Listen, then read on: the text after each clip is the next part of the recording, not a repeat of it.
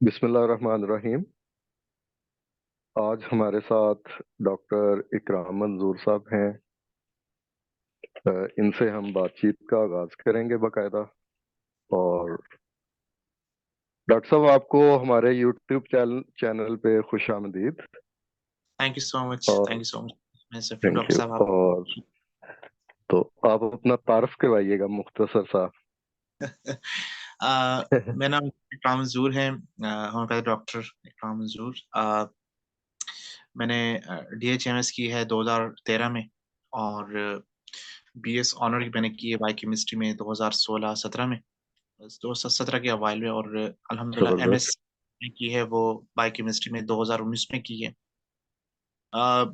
MS के साथ ही मेरा एमपीएच, माशाल्लाह। Master in public health.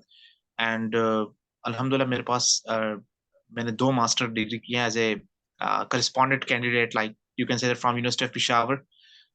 BS जो है वो मैंने की है अब्दुल खान यूनिवर्सिटी मर्दान से। एमएस जो है वो मैंने अल्हम्दुलिल्लाह कराची से की है, यूनिवर्सिटी ऑफ कराची की जो आईसीसीबीएस है, एचईजे रिसर्च इंस्टीट्यूट ऑफ केमिस्ट्री, वहाँ से मैंने की है बायोकेमिस्ट्री में। माशाल्लाह। मास्टर पब्लिक हेल्थ जो है वो मैंने institute of allied health sciences, जो एक लिंक्ड है खैबर मेडिकल यूनिवर्सिटी पेशावर, तो उसके साथ में मैंने की है। और जो मास्टर मैंने की है 2, मैंने एमए इंग्लिश की है लिटरेचर में और पॉलिटिकल साइंस में एज़ अ प्राइवेट, सो वो मैंने की है यूनिवर्सिटी ऑफ पेशावर से। सो ये मेरी कुछ थोड़ी बहुत एकेडमिक है। प्रैक्टिस में अल्हम्दुलिल्लाह तकरीबन 2016 से माशाल्लाह। कर रहा हूँ। कराची में कुछ अरसा मैंने ठीक प्रैक्टिस है। की, लेकिन वहाँ पे थोड़ा मुश्किल था। एक तो अपनी स्टडी के साथ-साथ प्रैक्टिस को लेके चलना, क्योंकि एक एक मेट्रोपॉलिटन सिटी है, महँगाई होती है, बहुत सारे मसले होते हैं वहाँ पे, हर चीज़ को मैनेज करके चलना। सो फॉर दैट रीज़न मैंने वहाँ पे तकरीबन साल, डेढ़ साल किए। जब मैं वापस आई हूँ तो फिर मैंने 2018 के एंड में, बल्कि 2019 में मैंने प्रॉपर जो मेरी अपनी क्लिनिक थी, वो मैंने सेट की थी। तो बाकी मेरी यहाँ पे अपने ऑलरेडी मेरे क्लिनिक है, मेरे वालिद साहब भी डॉक्टर हैं, वो भी प्रैक्टिस करते हैं। हमारा अल्हम्दुलिल्लाह अपना एक पूरा सेंटर है। सो हाँ, तो फिर होम्योपैथिक प्रैक्टिस करते हैं वो भी? वो मिक्स है। वो होम्योपैथिक भी करते हैं, साथ में वो जो दूसरी पैथीज़ हैं लाइक हर्बल वगैरह को भी ले आते हैं, और ठीक है। थोड़ा मिक्स ठीक है। किस्म। मेरा प्योर होम्योपैथिक है। जी। ठीक है, जबरदस्त। तो डॉक्टर साहब, आपका कैसे होम्योपैथिक की तरफ आना हुआ? होम्योपैथी की तरफ आना तो एक तो ये था कि माशाल्लाह से जब मैंने अपनी इंटर कंप्लीट की, एफएससी मैंने कर ली प्री मेडिकल, तो उस वक़्त मेरा जो रुझान था वो मैं करना चाह रहा था, फार्मेडी, डॉक्टर ऑफ फार्मेसी में करना चाह रहा था। ओके। और मेरे वालिद की बड़ी ख्वाहिश थी कि मैं करूँ, लेकिन अनफॉर्चुनेटली उस टाइम जो मेरी यूनिवर्सिटी में, पेशावर यूनिवर्सिटी में उस वक़्त वो डिपार्टमेंट था, और उस वक़्त अब्दुल खान यूनिवर्सिटी के अंदर वो उसका वो नहीं बना हुआ था डिपार्टमेंट। सो मैं वालिद साहब मुझे दूर भेजना नहीं चाह रहे थे। वो कह रहे थे कि तुम मेरे साथ भी रहो, मुझे भी करो हेल्प, और साथ में कुछ वो भी करो। सो फिर उन्होंने कहा कि लैब साइंसेस की तरफ जाओ, लेकिन इट विल बी बेटर कि आप डीएचएमएस वो डेफिनिटली करें साथ में, वो ईज़ी ठीक होगा। है। तो फिर जो है ना, Sarhad homeopathic medical college Hakimabad Nowshera में, यहाँ पे कॉलेज है होम्योपैथिक की, वहाँ से फिर मैं एनरोल हुआ हूँ, वहाँ से मैंने डीएचएमएस की। और साथ में यूनिवर्सिटी करीब थी, तो फिर मैं मॉर्निंग में मतलब चला जाता था यूनिवर्सिटी अपने क्लासेस लेने, तो वहाँ से फिर मैंने बीएस ऑनर की मैंने बायोकेमिस्ट्री में, वहाँ पे मैं एनरोल हुआ हूँ। सो साथ में हम लोग चलते रहे, कुछ क्लासेस में उसकी मिस कर देता, कुछ इस तरह, लेकिन ठीक है। अल्हम्दुलिल्लाह वो साथ चलता रहा, तो पता भी नहीं चला, और आराम से अल्हम्दुलिल्लाह वो हो गया था। तो अभी आप प्रैक्टिस रेगुलर मॉर्निंग और इवनिंग में ओपीडी आप कर रहे हैं रेगुलर? अल्हम्दुलिल्लाह और मेरे 2 आपकी क्लिनिक। पेशेंट? ठीक है। जी, जी। और पेशेंट एवरेज आपकी? अल्हम्दुलिल्लाह मेरे 50-60 पेशेंट हैं, डेली बेस पर मेरे पास आते हैं। ठीक मॉर्निंग है। में यही पेशेंट होते हैं, 50 या 60 प्लस पेशेंट होते हैं, और सेकंड टाइम जो मेरे पेशेंट्स हैं वो ऑलमोस्ट लाइक 15, 20, 25 बस इतने तक होते हैं, 10, 15 या इस तरह, क्योंकि वो जगह और लोकेशन ऐसी है कि वहाँ पर इतने ही पेशेंट मेरे पास वो आते हैं। और पेशेंट ज्यादा आपके पास कौन सी डिजीज कह लें, सिम्टम्स लेके आते हैं? मेरे पास जो पेशेंट हैं, मैं कहूँगा कि जेंडर वाइज़ फीमेल पेशेंट ज़्यादा हैं। ठीक है। डिज़ीज़ वाइज़ जो मेरे पास आते हैं वो ज़्यादातर सीज़नल होते हैं, यानी गर्मी के मौसम में स्किन रिलेटेड इश्यूज़ को लेकर, या इस तरह एब्डोमिनल रिलेटेड पैथोलॉजी जैसे डायरिया, डिसेंट्री, गैस्ट्रोएंटेरिटिस रिलेटेड के केसेज़ होते हैं। वो तो सीज़नल हो जाते हैं, लेकिन रूटीन में मैं देखता हूँ तो मेरे पास ज़्यादातर H pylori, fatty liver, UTI, और ये इस तरह के पाइल्स, हेमorrhoids वगैरह बहुत ज़्यादा है ये केसेज़। ये बहुत आते हैं, रूटीन में मेरे पास चलते हैं। रूटीन में, लेकिन ठीक है। सबसे ज्यादा जो मेरे किडनी स्टोन, गाल स्टोन का मैं उसमें कहूंगा, उसमें ऐड करूंगा। अब बाकी जो डायबिटिक केसेस हैं, वो मैं, मेरी अपनी स्पेशलिटी अल्हम्दुलिल्लाह, उस पर मेरी काफी अल्हम्दुलिल्लाह एक्सपर्टीज है। मेरे काफी अल्हम्दुलिल्लाह डायबिटिक केसेस वो रिवर्स हुए हैं, purely on the base of good. HbA1c, I will say that. So वो जबरदस्त। मेरे टाइप 1 कम चले हैं, टाइप 1 कोई 6 7 8 केसेस चले हैं इन पिछले 2 3 सालों में कहूंगा, उस डेटा के हिसाब से अगर देखें। टाइप 2 के ज्यादा चले हैं। टाइप 3 के बहुत रेयर आए हैं, जैसे जेस्टेशनल डायबिटीज के केसेस हैं, जिसमें ड्यूरिंग द प्रेगनेंसी जो है ना वो डायबिटीज हो जाती है। सो उसके केसेस इतने नहीं है, लेकिन वो भी अलहमदुलिल्लाह रिपोर्ट हुए, बहुत अच्छा वो रिस्पॉन्स लेके वो चले। इसके अलावा मेरे पास ये जनरलाइज जो मसले होते हैं, छोटे छोटे एनीमिया रिलेटेड मसले हैं। किसी टाइम में मैंने थैलेसीमिया के ऊपर भी ओके। काम किया था, लेकिन आपको लॉन्गर रन में चलना होता है। सो पेशेंट इतना, आपको पता है कि पाकिस्तान लेवल पे अपने इलाके के हिसाब से मुझे पता है कि पेशेंट इतने देर टिकता नहीं है, वो बस टिकता नहीं इमीडिएट है। होता है, तो वो उस वजह से ट्रीटमेंट को किसी टाइम तक ले जाके वो छोड़ देता है, या फिर वो छोड़ दे। अ, यानी वो आके उसको कर देता है। अदरवाइज उसको तो रिलीफ मिल रहा होता है, वो उसके नंबर्स, वैल्यूज, लैब रिपोर्ट्स वगैरह वो मतलब इम्प्रूवमेंट की तरफ जा रहे होते हैं। लेकिन आपको फिर पता है कि पेशेंट की अपनी वो एक मुश्किल मिजाजी नहीं होती कि वो टिक कर इलाज करे 6 महीने, बिल्कुल। 7 महीने। सो दैट्स व्हाई उसमें थोड़ा सा वो है। बाकी अल्हम्दुलिल्लाह ये केसेस मेरे पास चलते हैं, और अल्हम्दुलिल्लाह अच्छे से वो डील हो जाते, ठीक हो जाते हैं। जैसा कि आपने बताया कि डायबिटीज, तो आप डायबिटीज को किस तरह डील करते हैं? आप एज अ कॉन्स्टिट्यूशनल रेमेडी पे काम करते हैं, मियाज़मेटिक रेमेडी पे काम करते हैं? बहुत अच्छा सवाल पूछा डॉक्टर साहब आपने। मैं इस पर I think Romanian society of homeopaths में लेक्चर भी अल्हम्दुलिल्लाह इंटरनेशनली में दे चुका हूँ। माशाल्लाह। वो मैं इसके साथ, इसके जो स्लाइड्स वगैरह वो आपके साथ शेयर कर दूंगा, जो मेरे पास पड़े हुए हैं। Unfortunately due to some pirated things मैं उसको पब्लिकली शेयर नहीं कर पाता था, तो इसलिए मैंने कहा कि चलो एक जो कंसर्न लोग होते हैं उनके साथ मैंने शेयर किया। वैसे अपने जो मेरे कोलीग्स हैं, मेरे दोस्त हैं, देखें डायबिटीज को समझना हमें सबसे पहले जरूरी है। डायबिटीज के साथ जो सबसे बड़ा मसला जो मैं देखता हूँ, कि उसमें जितने भी डॉक्टर्स होते हैं, जितने भी ट्रीटमेंट प्लान्स हैं, जितनी भी उसकी मेडिसिन यूज होती है, वो ज्यादातर लबलबे के अराउंड, या एक रिवॉल्व अराउंड, लाइक वो उसके इर्द गिर्द वो घूम रहे हैं, या लीवर के अराउंड घूम रहे हैं। अगर तो हम कहते हैं कि डायबिटीज है, तो फौरन जहन लबलबे की तरफ जाता है कि जी जो बिल्कुल। इंसुलिन प्रोड्यूस हो रहा है वो उस तरह काम नहीं कर रही। लेकिन जब मैंने केसेस लेने शुरू किए, जब मैंने देखा कि एक बंदा है, उसकी फैमिली हिस्ट्री में भी डायबिटीज है, तो ऐसा क्या मसला है, कहाँ पे मसला है, किस तरीके से हम उसको टैकल करेंगे, and how we will use remedies, protocol और समथिंग लाइक दैट। सो हम उसको ठीक कर सके, उसको वो उस आइडियल क्योर की तरफ पहुंच सके, पेलिएट ना करें। पेलिएट का मतलब ये है कि जब जब दवाई पेशेंट ले रहा है, ठीक है छोड़ दे, तो वही हिसाब है। तो फिर मैंने देखा कि हमारे बॉडी में एक ग्लैंड है, थायराइड ग्लैंड। थायराइड ग्लैंड जो है पूरे बॉडी की मेटाबॉलिज्म के लिए रिस्पॉन्सिबल है। मसला राइट। थायराइड मसला थायराइड के साथ है। थायराइड को ठीक करें तो आगे जो ग्लैंड्स वगैरह, जो लीवर है, जो पेंक्रियास है, वो खुद ब खुद ठीक हो जाता है। अब बिल्कुल थायराइड को जब ठीक है। देखते हैं, तो थायराइड के अंदर मसला ये है कि बहुत से डॉक्टर्स फिर वो टिपिकल हमारे T3 T4 और TSH की तरफ चले जाते हैं, कि आया बंदे को हाइपो और हाइपर थायराइडिज्म तो नहीं है। वो टेस्ट नॉर्मल आते हैं, वो कहते हैं नहीं नहीं थायराइड नहीं है, हालांकि फिर भी थायराइड होता है। तो थायराइड के हमने ठीक है। कुछ सिम्टम्स वो लेने होते हैं, और उसके साथ हमें मुझे पता चल जाता है कि वाकई में इस बंदी की डायबिटीज जो है वो due to the weak thyroid gland function है, या थायराइड ग्लैंड उस तरीके से काम नहीं कर रहा है जिस तरीके से उसको होना चाहिए। उसमें सबसे बड़ी प्रोमिनेंट जो सिम्टम मैं देखता हूँ, that is craving for sweets and carbohydrates, बहुत ज्यादा मीठे की तलब होना। ठीक है। बिल्कुल इसके ठीक अलावा है। जो लोग जज्बाती किस्म के बहुत ज्यादा होते हैं, जिनका stress, tension, anxiety and depression, जिसको मैं स्टेट कहता हूँ, वो ज्यादा हो, तो उस वजह से थायराइड काफी वीक हो जाता है, कमजोर हो जाता है, उसका फंक्शन उस तरह नहीं होता एफिशिएंटली कि वो उस कार्बोहाइड्रेट मेटाबॉलिज्म को मेंटेन कर सके, यानी उसकी वो रेगुलेशन प्रॉपरली कर मेंटेन सके। कर। थायराइड जो है ना, ये हमारी बॉडी के क्योंकि diabetic is nothing, it's a defection और the problem with the metabolism of carbohydrate, यानी मेटाबॉलिज्म या जो उसकी तोड़ फोड़ है कार्बोहाइड्रेट जो खुराक में हम लेते हैं, वो नहीं हो पा रही। वो ब्लड शुगर के अंदर रेज हो जाती है, और वो फिर सेल्स के अंदर वो इंसुलिन आके लगता है, ये सारा कुछ।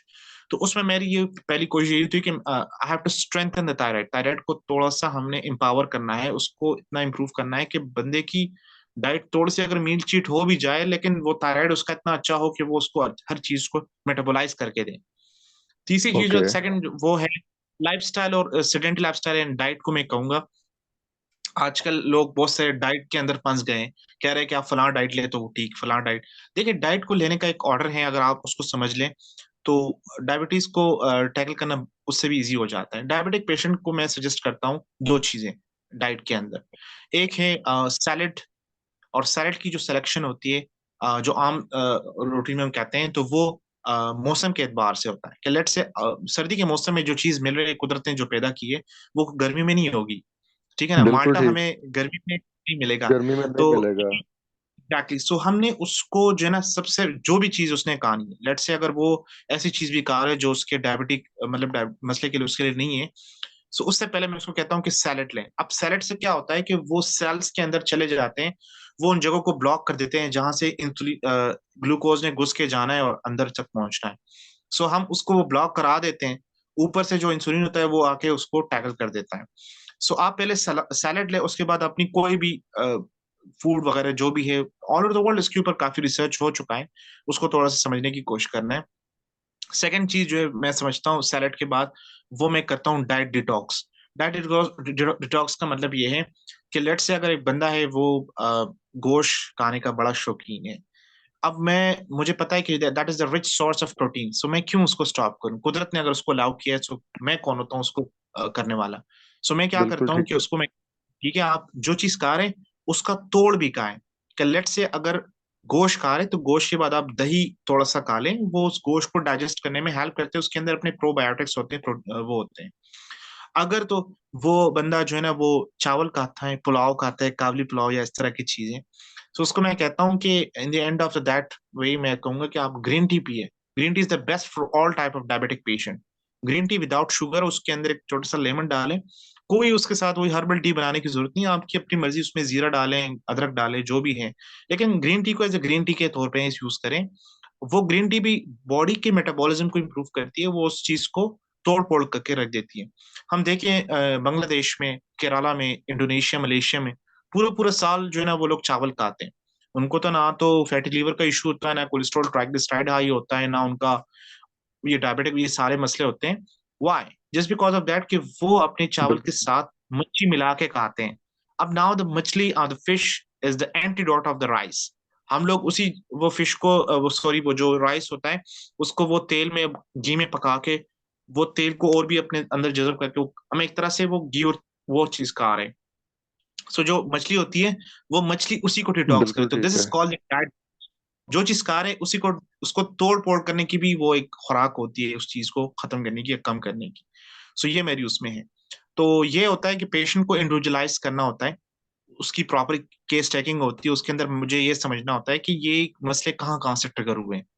बहुत से लोग जाते हैं कहते हैं कि कोई शौक लगा था, मैंने कहा ठीक है शौक लगा था, अब एक दूसरा बंदा उसको भी शौक लगा, लेकिन उसको डायबिटीज तो नहीं हुआ, उसको हाइपरटेंशन हुआ है, तो क्यों हुआ?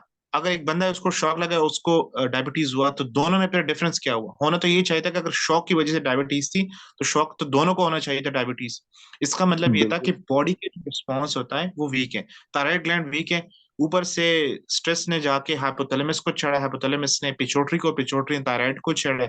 जैसे लाइन में साइकिलें खड़ी होती है, आप एक को धक्का दे सारे गिरने शुरू हो जाते हैं। सो ऐसे ही ग्लैंड जो है ना वो एक दूसरे के साथ लगे होते हैं। सो हमने इंडिविजुअलाइज करना होता है केस को, इंडिविजुअलाइजेशन के बाद फिर हम उसकी जो है ना रूट काज के हिसाब से उसके एक प्रोटोकॉल सेट करते हैं। ज्यादातर जो मैं एस्मेटिक में यूज करता हूँ उसके अंदर मैं उसको सीटीएम कहता हूँ, कार्सिट्यूबरल मेडोराइनम। ये तो आप यूं समझ लें कि मैं देता ही देता हूँ उन तमाम पेशेंट को जो डायबिटिक होते हैं।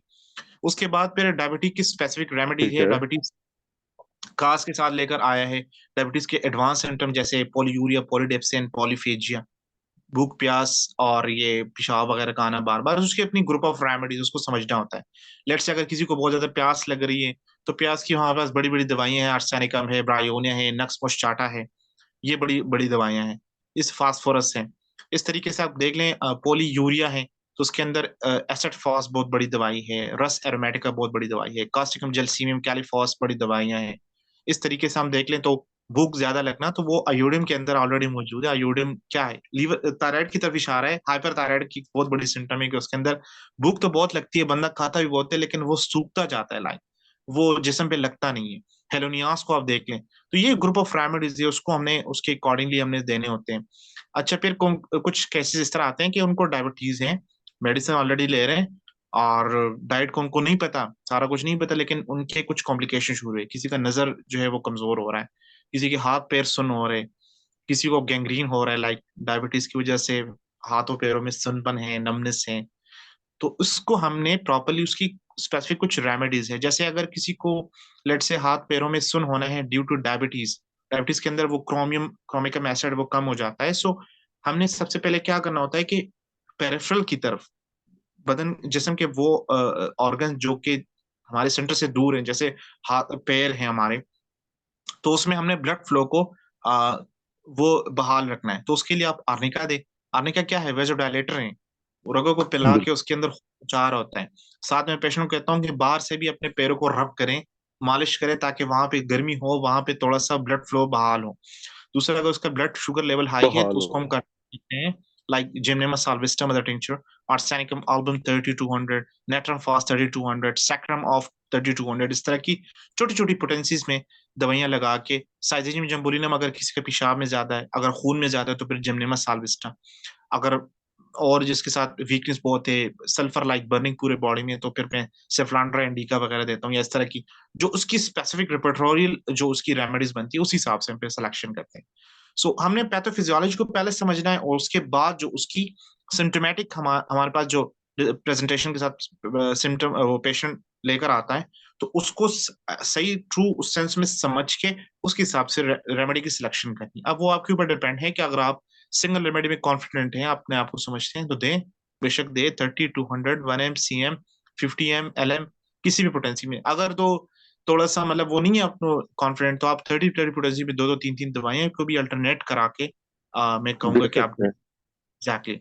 So this is the way that I mostly tackle such type of cases, and अल्हम्दुलिल्लाह आई कैन प्राउडली से कि मुझे काफी उसके अंदर सक्सेस मिली है। मेरे बहुत सारे केसेस अल्हम्दुलिल्लाह अल्हम्दुलिल्लाह माशा डायबिटीज के, according to HbA1c report, which is the gold standard criteria for the diabetes, जिसको हम लोग मेजर कर सकते हैं, वो हमारे रिवर्स हुए हैं।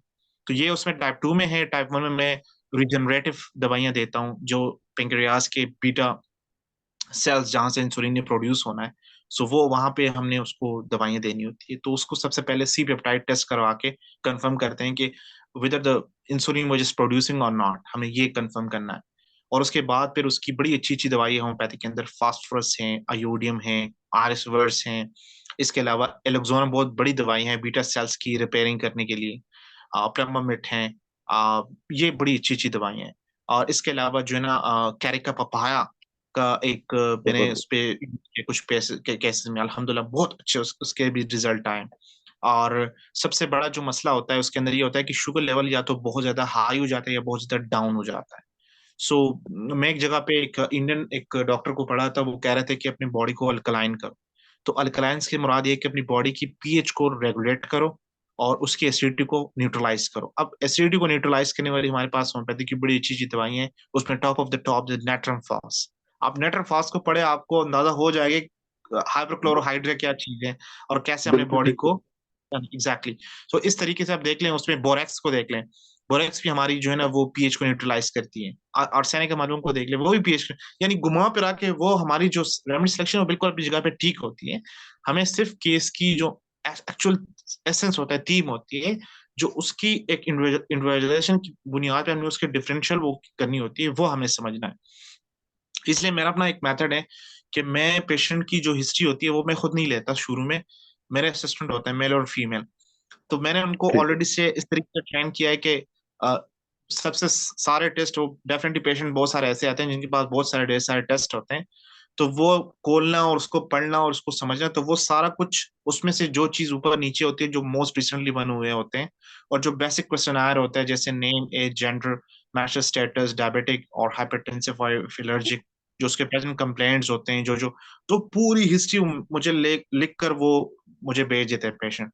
तो पेशेंट की वो हिस्ट्री को पढ़ के मैंने सिर्फ डिजीज स्पेसिफिक या उसके कंडीशन स्पेसिफिक दो तीन चार सवाल पूछने होते हैं, ज्यादा नहीं होता। And then I just wrote down the prescription or I just suggest some test for them। वो मैं सजेस्ट करता हूँ, वो जाते हैं करते हैं। सो ये मेरा एक सीक्वेंस है, उस तरीके से मैं चलता हूँ। उसमें पेशेंट का भी फायदा होता है क्योंकि उसकी हिस्ट्री अच्छे से ले ली जाती है, उसकी इनिशियल और उसके जो स्पेसिफिक जो होती है। तो इस तरीके से मेरी केस और टैकिंग इस प्रॉपर तरीके से। केस टेकिंग हो जाती है। Exactly exactly, that is the main theme. आधा केस आप उस वक्त जीत जाते हैं जब आप जी केस जी टैकिंग अच्छे से कर लेते हैं। जी। एग्जैक्टली अगर प्रॉपर केस टेकिंग हो जाए तो ऑटोमेटिकली रेमडीज पेशेंट की क्लियर हो जाती है। एग्जैक्टली, बहुत ही बड़ी ब्यूटीफुली खुल कर आ जाती है, उसके अंदर फिर बिल्कुल। किसी किस्म की कोई कंफ्यूजन नहीं रहती। एग्जैक्टली। अब क्योंकि डॉक्टर साहब देखा गया है कि डायबिटीज के पेशेंट हमारे होम्योपैथ के पास आते हैं। अब जी जी। होता यह है कि वो 4-5 मदर टिंचर उठाए, शुगर के रिलेटेड उठाए, उनको या तो मिक्स किया या सेपरेट दिया और पेशेंट को जी जी। थमा दिया। अब वहां पे आके देखा गया है कि ना तो केस क्लियर होता है, तो इन द एंड रिजल्ट वही मिलता है हम्म। कि देखिए, होम्योपैथी जो है वो काम इसकी नहीं मैं करती। एग्जैक्टली इसकी मैं एक मिसाल देता हूँ। मैं एक दफा मुझे इनवाइट किया गया था फ्रंटियर होम्योपैथिक मेडिकल कॉलेज में। डॉक्टर्स थे मेरे, काफी अच्छे दोस्त थे, उन्होंने कहा थे, तो उसमें बहुत सारे सवाल इसमें सेंस में पूछे गए थे। तो मैंने कहा देखें, जिस लम्हे, जिस मोमेंट, लेट्स से अगर आपके सामने एक जंगल का कोई बब्बर शेर आ जाता है और आप कहते हैं कि जी मेरी चप्पल ले आओ, मैं इसको मारना है। तो मैंने कहा जिस दिन, जिस मोमेंट आपने कहा ना कि मैंने चप्पल उठा के मैं इसको, तो उसी टाइम आप वो जंग हार गए। ठीक है ना? बिल्कुल तो ठीक है। exactly, जिस वक्त हम लोग, मैं देखता हूँ ज्यादातर होम्योपैथ डॉक्टर्स के साथ मसला ये होता है ना कि आई रियली डोंट नो कि आइदर उनकी जो as a homeopath training, tuning और तरबियत, आई रियली डोंट नो मैं इसके लिए क्या वर्ड यूज करूं, वो नहीं हुई उस सेंस में कि उनकी, ना तो उनको केस टैकिंग का पता सही प्रॉपर हुआ होता है, ना तो उनको रेमेडी की। तो वो क्या करते हैं कि क्रॉनिक को एक्यूट के साथ, एक्यूट के तरीके से डील करते हैं। यार एक बंदा है पेशेंट, वो बेचारा सालों से वो डायबिटिक पेशेंट है, 5-10 साल से, आप उसको मदर टिंचर से क्यों वो उसके साथ वो खेल रहे हैं? आप खेलें ना, उसको ठीक करें। नहीं कर सकते तो उसको आप किसी डायबिटोलॉजिस्ट के पास, किसी एंडोक्राइनोलॉजिस्ट के पास, किसी स्पेशलिस्ट के पास भेजें, वो रेफर उसको करें अच्छे से उसको। डायग्नोस कर।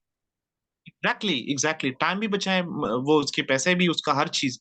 लेकिन मसला क्या होता है कि वो लोग उसमें हाइपरटेंशन में, हाई ब्लड प्रेशर में देखता हूँ जी, रोवल्फेर सर्पेंटिन है, वो मदर टिंचर पे देते जा रहे, ग्लूनाइनम को और पैसिफ्लोरा को और इस तरह की दवाइयों को वो मिला मिला के वो दे रहे हैं। क्यों जी दे रहे हो? बस जी हाई, मैंने कहा भाई इसकी पैथोफिजियोलॉजी देख लो, उसकी सिम्टम जो है ना, वो ब्लड प्रेशर है, तो ब्लड प्रेशर की बिहाइंड एक काज है। आप देखेंगे अगर वो काज है। न्यूरोजेनिक, कार्डियोजेनिक है, हार्ट साइड से मसला ट्रिगर हो रहा है, गैस्ट्रोहेपेटिक ओरिजिन है, लेट से अगर मैदे या जिगर वगैरह का कोई मसला है, एंड द मोस्ट इंपॉर्टेंट कि वो एड्रिनल इंसफिशिएंसी, एड्रिनल ग्लैंड के साथ कोई छेड़छाड़ रहा है, कोई उसके इलेक्ट्रोलाइट्स के साथ कोई मसला है, इस तरह की दवाइयां, तो वो नहीं देखते, बस वो दवाई उठा के वो दे रहे हैं, बेराडोना, ग्लूनाइनम, नेट्रम्योर, जेलसीमियम और इस तरह की दवाइयां छोटी छोटी लगा के। तो वो पेलिएट तो हो रहा है, जब जब दवाई ले रहा है वो ठीक है, जब जब वो दवाई छोड़ता टेम्परेरी है उसका रिलीफ मसला। उसको टेम्परेरी। क्योंकि हमने एग्जैक्टली बेसिकली काम पूरे केस पे नहीं होता। एग्जैक्टली केस हमारा एग्जैक्टली। वहां पे रुक जाता है, स्टिल हो जाता है, या काम दवाइयां काम करना छोड़ देती हैं कि हम उठाते हैं जी हमारा ब्लड प्रेशर का पेशेंट आया है, हमने बुक्स हम्म। निकाली है, ब्लड प्रेशर के रिलेटेड 2-3 मेडटेंचर डाले हैं, वो मिक्स किए हैं, वो दे दिए हैं, एकोनाइड, बेला, ग्लोनाइन ये मिक्स की है, वो दे दी है, और मरीज को टेम्परेरी उसको एग्जैक्टली फायदा मिल रहा है। अगर हम प्रॉपर केस के ऊपर काम करें, उसकी कॉन्स्टिट्यूशनल रेमेडी पे काम करें, मियाज्मेटिक रेमेडी के ऊपर काम करें, अगर वो स्ट्रेस एग्जैक्टली। डिप्रेशन के ऊपर काम करें, तो ऑटोमेटिकली हमारा केस भी क्योर हो जाता है। Got some it got time. It. जी जी, इसी को अच्छा डॉक्टर साहब हमने ये, लेकर। जी जी बिल्कुल ऐसे ही, बिल्कुल आप। अच्छा ये होम्योपैथी है क्या? आम होम्योपैथी है। ये होम्योपैथी है क्या? अगर इसकी ओके। आप अपने अल्फाज में डेफिनेशन। देखें, इसको समझने के लिए लोग पहले वो मिसाल देते थे कि वो हिस्टोरिकल कॉन्टेक्स्ट में बताते हैं कि जी डॉक्टर हानेमन जो है वो क्यूलिन एक थे, उनका वो एक उस पे पढ़ रहे थे क्यूनॉन के ऊपर, कि वो किस तरीके से हमारे बॉडी के अंदर वो, जिस तरह उन्होंने चाइना और सिंकोना का वो पूरी प्रूविंग की हिस्ट्री वो बताते हैं कि जिस तरीके से वो उसकी प्रूविंग हुई है और फिर उसको, उससे वो मुत्तफिक नहीं हुआ और फिर उसने खुद कहा कि वो अपने अंदर सिम्टम पैदा किए। मैं इसको थोड़ा सा और पीछे लेके चलता हूँ। हजरत नूह अलैहिस्सलाम की कश्ती में वो कहते हैं कि वो उनके कौम ने वो वहां पे उनके गंदगी डाल दी थी और वो अपनी गंदगी में गिरकर वो ठीक हुए। कैसे ठीक हुए? This is the moment from exactly. Which the homeopathy वो जस्ट अराइजेस। होम्योपैथी यहीं से आगाज हुआ। कवानीन मौजूद थे, उसको एक्सप्लोर करना बाकी था। अब उसको एक्सप्लोर करने वाले जो है वो कौन थे? क्रिश्चियन फैब्रिक, सैमुअल, डॉक्टर हानिमन, वो आए। उसने कोला देखा, ठीक है ये तो वाकई इस तरीके से। फिर उसको लेकर चला, उसके कुछ रूल्स वगैरह रेगुलेशन सेट किए, और दुनिया ने फिर एक नए तरीकेकार को देखा। ये होम्योपैथी है। होम्योपैथी का मतलब आसान ये है कि जो चीज आपको बीमार करती है, वही चीज अगर तो एक खास तरीके से दोबारा ली जाए तो वो आपको ठीक भी करती है। जैसे साइकाट्रिस्ट क्या कहते हैं कि उनके पास एक टेक्निक होती है डायनेटिक्स जिसको हम कहते हैं। उसमें ये होता है कि एक बंदा है, उसके सामने कोई बहुत बड़ा सानेहा, कोई वाक्य, कोई धमाका, कोई कुछ इस तरह हुआ हो, और उस चीज की शौक लेकर वो बहुत ज्यादा, उसको रात को चीखता हो, वो डरावने ख्वाब आते हो, उसके मौत के वो मंजर वगैरह सामने आते हो। तो डायनेटिक्स में वो क्या करते हैं कि पेशेंट को बिठाते हैं और उसको कहते हैं कि अपने पूरे दिमाग पर जोर लगाओ और अपने आप को दोबारा उसी जगह पे पहुंचाओ जहां से तुम हो के आए हो, लाइक जिस ओके शौक से आए हो। तुम गुजर के आओ। अच्छा, तुम अगर उस शौक में तरफ जाओगे तो उस शौक में अगर तुम दोबारा से तुम्हारे लिए कोई इस तरह की सिचुएशन क्रिएट हो, so how you will tackle that, कैसे टैकल करोगे? सो वो जब जाता है ना, तो उसको बहुत डर लगता है, लेकिन जब वो जाता है तो वो उस चीज के साथ दोबारा जब उसका सामना होता है ना, तो उसकी जो डर होती है वो खत्म हो जाती है। क्यों? क्योंकि वो उसके जहन में उसको टैकल करने की जो चीज थी वो आ गई होती है। तो एग्जैक्टली होम्योपैथी भी इस तरीके से है कि जो चीज हमें हमारे लिए ठीक नहीं है, जैसे हम मैं कहूंगा कि जितने भी हमारे पास स्नैक्स हैं, जितने भी शाम की अकसाम है, वो जब भी काटते हैं तो वो हमारे ब्लड के प्लेटलेट्स पर अटैक करते हैं। हमारे ब्लड के प्लेटलेट्स जो है वो गिर जाते हैं। गिर तो जाते हैं। या तो वो गिर जाते हैं या फिर बहुत ज्यादा हाई हो जाते हैं। अब वो हाई होते हैं तो वो कार्डियोटॉक्सिक होते हैं, दिल को दिल के धड़कन को रोकने के लिए वो रो- अगर तो वो गिरा देते हैं तो उसके साथ जो है ना हमारी हैमरेज स्टार्ट हो जाती है, पूरे जिस्म के ओरिफिस से हमारे जो है ना खून निकल रहा होता है। सो अब हम कैसे टैकल करेंगे? अब उसी स्नैक के पॉइजन को उठा के अगर हम यूज करते हैं in homeopathic terms, in homeopathic form, so उसका क्या होता है कि वो चीज उलट हो जाती है। जो प्लेटलेट्स गिरे हैं उसको उठा देते हैं, जो ऊपर है उसको नॉर्मल कर देते हैं। जैसे लेट्स से हमारी एक रेमेडी है बोथ्रोप्स। तो बोथ्रोप्स जो है ना ये एक रेमेडी है, और उसको हम लेट्स से अगर यूज करते हैं ऐसे केस में जिसमें प्लेटलेट्स बहुत ज्यादा हाई हो।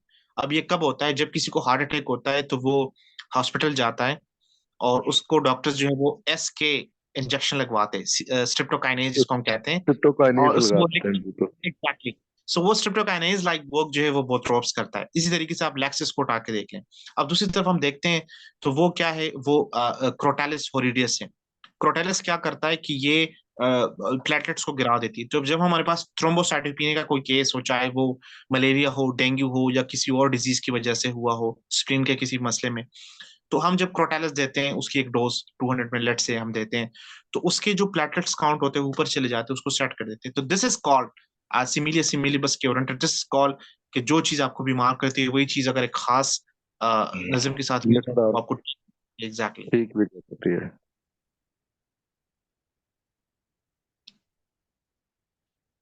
तो what are the physical, mental, and emotional aspects of homeopathy? The mental, physical and emotional aspects, so there were so many things for that, but मैं यहाँ पर बताना पसंद करूंगा कि अदर जो हमारे पास ट्रीटमेंट ऑप्शंस हैं जैसे एलोपैथिक है या इस तरह, उसमें ऑर्गन को देखकर उसकी स्पेसिफिक सिम्टम को देख के उसके हिसाब से हम डील करते हैं। लेकिन हमारे पास जब हम होम्योपैथी की तरफ आते हैं तो होम्योपैथी में इन तीनों को अलग अलग नहीं समझा जाता, इनको एक ही इकाई समझा जाता है, एक ही यूनिट समझा जाता है। वो कहता है कि आपका जहन है, आपका जिस्म है, आपका जिस्म है तो आपके इमोशंस है, इनके कोऑर्डिनेशन से। जैसे एक बंदा है, उसका मतलब इस तरीके से मैं कहूंगा कि हम होम्योपैथी में देखते हैं कि एक बंदा है, उसकी घर में किसी की डेथ होती है, let's say for example that कि उसके फादर की डेथ होती है। अब उस फादर के डेथ के कुछ टाइम बाद वो बंदा, उसको कुछ सिम्टम शुरू आना शुरू हो जाते हैं, उसको पोलीयूरिया होती है, उसको बार बार प्यास लगती है, उसके जिस्म के अंदर बेचैनी सी आने लगती है। वो फिर जाके टेस्ट करता है तो वो डायबिटिक हो चुका होता है। हम लोग फिर जाके देखते हैं तो वो कहता है कि जी उसके फादर के डेथ के बाद से उसकी सिचुएशन हुई है, उसको एक रेमेडी हम देते हैं एसेट फॉस। अब हम देखें तो मेंटल था, लेकिन मेंटल से मसले फिजिकल में आए और फिजिकल और फिजिकल मेंटल में। दोनों में मिलकर उस वो बिगाड़ वो बनाया, और उसकी रिजल्ट में एक पैथोलॉजी जो है वो क्रिएट हुई, बनी है बॉडी में। सो दिस इज द कॉल। दूसरे वाले ट्रीटमेंट वाले वो उसको नहीं देखते कि लेट से अगर किसी का मतलब किसी की बाप की डेथ हो गई, सो वो बंदा उसको वो मेंटल को अलग से लेंगे और उसके फिजिकल को अलग से डील करेंगे, उसके फिजिकल को इमोशनल। अलग से लेंगे।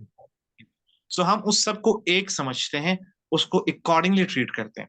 वो उसको अलग अलग करके उसके लिए अलग अलग दवाई बता के वो करेंगे, और वो उस रूट काज की तरफ नहीं जाएंगे। वो जिस जहां से वो कहते हैं ना कि वर्क करता है परवरिश बरसों, हाथ से एकदम नहीं हुआ, ये तो हाथ से एकदम नहीं हुआ, इसके पीछे बिल्कुल। कुछ मसले चले, उसको हमने सबसे पहले देखने होते हैं।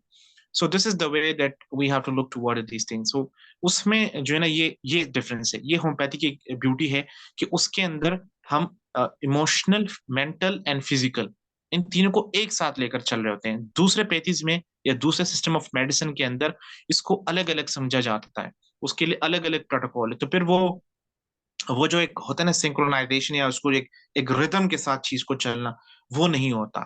So that is the aspects, that is as per my understanding, I would say that these are the aspects of the emotional, mental, and physical of a physical. homeopathy. Yeah, exactly. तो what is the relationship between symptoms and homeopathy? Okay, so symptoms and homeopathy. देखें, इसके लिए मैं कहूंगा कि we have to understand first the symptomatology, and then we just come toward the homeopathy. Symptomatology जब हम कहते हैं, बहुत से लोग कहते हैं जी इलाज बिल अलामात है ये जिस सिम्टम को देख के दवाई दी जाती है। अरे भाई, कौन से सिम्टम्स, हमें भी बताएं कि कौन से सिम्टम्स हैं। देखिए, सिम्टम जो है, these are basically have three types: subjective, objective and pathological symptom। एक बंदा है, वो कह रहा है कि डॉक्टर साहब मेरे सर में और कानों में घंटियां बज रही है। अब ये एक ऐसी सेंसेशन है जिसको वो बंदा ही फील कर सकता है, डॉक्टर तो फील नहीं कर सकता। नहीं सो कर दिस इज नहीं कॉल्ड कर सब्जेक्टिव सकता। Symptom. Exactly, this is called subjective symptom. अगर एक बंदा है, वो कह रहा है कि जी भूख की वजह से पेट में चूहे दौड़ रहे हैं। अब चूहे तो एक्चुअल में नहीं दौड़ रहे होते, वो तो उसकी अपनी एक सेंसेशन है, जो वो भूख की वजह से अपनी उसकी वो देता है, तशबीह देता है। सो हम क्या करेंगे, इस चीज को हम एज ए सब्जेक्टिव सिम्टम लेंगे। ऑब्जेक्टिव सिम्टम क्या है कि ऑब्जेक्टिव सिम्टम में वो सिम्टम जिसको डॉक्टर भी कंफर्म कर सके। लाइक एक बंदा है, उसको हाई ग्रेड फीवर है, हम उसके माथे पर हाथ रखते हैं या उसका नब्ज के ऊपर हाथ रखते हैं, तो वो गर्म हुआ होता है, वो तेज हुआ होता है, टेकाकार्डिया होता है, पायरेक्सिया हुआ होता है। सो ये क्या है, ये ऑब्जेक्टिव सिम्टम है। अगर उसका टेम्परेचर हाई है तो हम टेम्परेचर उसको गेज कर सकते हैं, मेजर कर सकते हैं बाय यूजिंग थर्मोमीटर। अगर उसका ब्लड प्रेशर वगैरह हाई है तो हम उसको स्पेक्ट्रोमीटर या बीपी सेट वगैरह के थ्रू हम उसको वो कर सकते हैं। तो this is called objective symptom. अब नेक्स्ट जो है वो that is the pathological symptom. So pathological symptom ये है कि लेट से एक बंदा है, उसको बार बार पेशाब हो रही है, पेशाब में उसको बहुत ज्यादा जलन हो रही है। सो हम क्या करते हैं कि उसको यूरिन आर ही लिख देते हैं, यूरिन रैंडम एग्जामिनेशन वो करके जाता है, तो उसको जी उसके अंदर वो आरबीसी आ रहे हैं, उसको इन्फेक्शन है, उसके पस सेल्स आ रहे हैं। हम उसको कहते हैं कि आपको यूटीआई है, यूरिन ट्रैक्ट इन्फेक्शन है, कहीं पे यूरिन ट्रैक्ट में कहीं पे कोई इन्फेक्शन है और वहां से आपको ये मसला है। So this is called the pathological symptom, which is basically validated by the labs reports or the lab scan or MRI, CT scan or an ultrasound or any techniques by which we actually measure or we actually figure out the problem behind the symptoms. So ये है। अब जब हम देखते हैं कि homeopathy और उसका क्या है, तो होम्योपैथी क्या है कि अगर सिम्टम सब्जेक्टिव है तो सब्जेक्टिव की सिमिमम या सॉरी सिमिलिमम जो रेमेडी है वो हम होम्योपैथी के अंदर देखेंगे कि वो एक सेंसेशन है, उस सेंसेशन के अकॉर्डिंगली हमने कोई ऐसी रेमेडी देखनी है जिसके अंदर ये है कि पेशेंट कह रहा है कि जी मेरे कानों में घंटियां बज रही है, मेरे सर में घंटियां बज रही है, लेट से सर में घंटियां बज रही है तो औरमेट दे दे 30 में। अगर कानों में बज रही है तो ब्राइटाम्योर दे दे, वो ब्लड प्रेशर की वजह से हो सकता है, मैदे की वजह से हो सकता है। तो this this is what we call the homeopathy in the symptomatology, कि उसकी अपनी प्रूविंग हुई एक रेमेडी ऑलरेडी मटेरियल मेडिकल के अंदर मौजूद है, हम उसी के सिम्टम की मैचिंग के साथ उसको लेकर पेशेंट को दे रहे हैं। इस तरीके से आप देख लें तो ऑब्जेक्टिव सिम्टम है कि एक बंदा है, उसको हाई ग्रेड फीवर है, तो देखें कि फीवर किस टाइप का है। फीवर हमारे पास किस टाइप? ज्यादातर दो तरह के कैसे होते हैं, या तो उसमें सर्दी बहुत लगती है या फिर पूरा जिस्म गर्म हुआ होता है। गर्म सर्दी हुआ लग रही होता है, एग्जैक्टली सर्दी लगी हुई है तो एकोनाइट दे, जेलसीमियम दे, रस्टॉक्स दे, चिरेम सल्फ दे, ठीक है ना, यूपिटोरियन पफ थे, ये ठंडी दवाइयां हैं, ये ठंडा खत्म करती है, कपकपी खत्म करती है, शिवलिंग कब कभी श्रिंकलिंग खत्म इसको। करना। तो बुखार गर्म है तो उसमें आप पायरोजिनम दे, बेलाडोना दे, इस तरीके से ये दवाइयां हमारे पास और भी बड़ी अच्छी अच्छी, बेप्टिशिया है, ये आप दें, आर्सेनिकम, ब- इस तरह की दवाइयां। तो इसको हम देते हैं, उसी से वो जो मसला है वो उसका ठीक हो जाता है। तो ये हमें कैसे पता चला? ये उसकी रेमेडी की प्रूविंग शुदा जो हमारे पास मेडिकल के अंदर मौजूद है, उसके साथ हम उसको कोरिलेट करते हैं कि how much it was just have matching, the matching उसकी कितनी है। तो उस मैचिंग के हिसाब से हम लोग देखते हैं। पैथोलॉजिकल सिम्टम में देख लें, एक बंदा है उसको यूटीआई का मसला है, तो यूटीआई की हम देखते हैं कि जो सारे सिम्टम है वो किस रेमेडी के साथ जाके मैच हो रहे हैं। अगर तो वो बंदा है उसके सिम्टम वो टेरेबेंटिना के साथ है, उसका यूरिन सैंपल के अंदर खून मतलब आरबीसी सेल्स है बहुत ज्यादा है, लोडेड है, तो टेरेबेंटिना दे, फास्फोरस दे। अगर तो लेट्स से उसके पास सेल्स आरबीसी ज्यादा आ रहे हैं तो आप यूओवर्सी दें, आप उसको कैंथरस दें, आप उसको अगर बार बार पेशाब की आदत हो रही है तो आप इक्विजिटम दें, बच्चा है तो बोरिक्स दे, बूढ़ा है तो सैबल दे, बूढ़ी है तो कोनियम। ये ब- this is the way that you are just like, एक हर एक बंदी की एक दवाई नहीं होती, हर सिम्टम की अलग अलग और हर बंदे की सिम्टम अलग के अलग दवाई समझ के उस हिसाब से देना। This is called homeopathy and symptom and the relationship with each other. या एक सवाल डॉक्टर साहब बहुत कॉमन पूछा जाता है जब एक नया बिगनर जो होम्योपैथी का है वो हमारे पास आता है कि ये स्मॉल गोलियां, स्मॉल पिल्स कैसे काम करती हैं। फॉर एग्जाम्पल अगर हम किसी को ग्लोब्यूल्स देते हैं या डिस्किट्स देते हैं वो काम कैसे करती हैं, तो इसके ऊपर थोड़ा सा बताएं। ये जो स्मॉल पेल्यूल्स होती हैं, पैलेट्स होते हैं, हमारी जो एक्स लेट प्राइम मिनिस्टर है मोहतरमा बेनजीर भुट्टो साहिबा, शहीद मैं आपको कहूंगा, लाइक कि उनके जो पर्सनल फिजिशियन थे डॉक्टर इशफाक हुसैन मरहूम, ही वाज होम्योपैथ। इवन जो वेरी एग्जैक्टली क्वीन विक्टोरिया थी लास्ट, उसके भी जो पर्सनल फिजिशियन थे ही वाज आल्सो होम्योपैथ। जो प्रिंस चार्ल्स हैं मौजूदा, जो क्वीन एलिजाबेथ के बाद हैं, तो उनके भी जो पर्सन थे वो भी उनके भी होम्योपैथ। तो खैर मैं बात करता बेनजीर भुट्टो साहिबा की, तो वो कहते हैं कि ये डॉक्टर पता नहीं मुझे क्या मीठी मीठी छोटी छोटी गोलियां दे देता है, और उसको मैं खा के मेरे मसले हल हो जाते हैं, मेरा साइनस सिम्टम वो ठीक हो जाता है, मेरा पैनिक, मेरा हेडेक, वो सारा कुछ वो ठीक हो जाता है। रिसेंटली मैं एक वीडियो देख रहा था, इंडिया के बड़े फेमस एक फिल्म स्टार है संजय दत्त, कहते हैं कि मुझे वो कोई ऐसे कतरे देता था, कोई ऐसी गोलियां, जिसको लेने के बाद मेरा जो हैंगओवर है या जो मैं ड्रिंक करता था उसके वो सिम्टम खत्म हो जाते थे। खत्म हो सो जाते देखें, थे। सो ये जो स्मॉल पेल्यूल्स होते हैं, पैलेट्स होते हैं, या जो मीठी मीठी गोलियां जिसको लोग कहते हैं, poppy seed like, so these are actually nothing, these are the vectors. Vector वो चीज होता है जो दूसरी चीज अपने ऊपर लाद के उसको एक जगह, एक मुकाम पे उसको पहुंचाना होता है।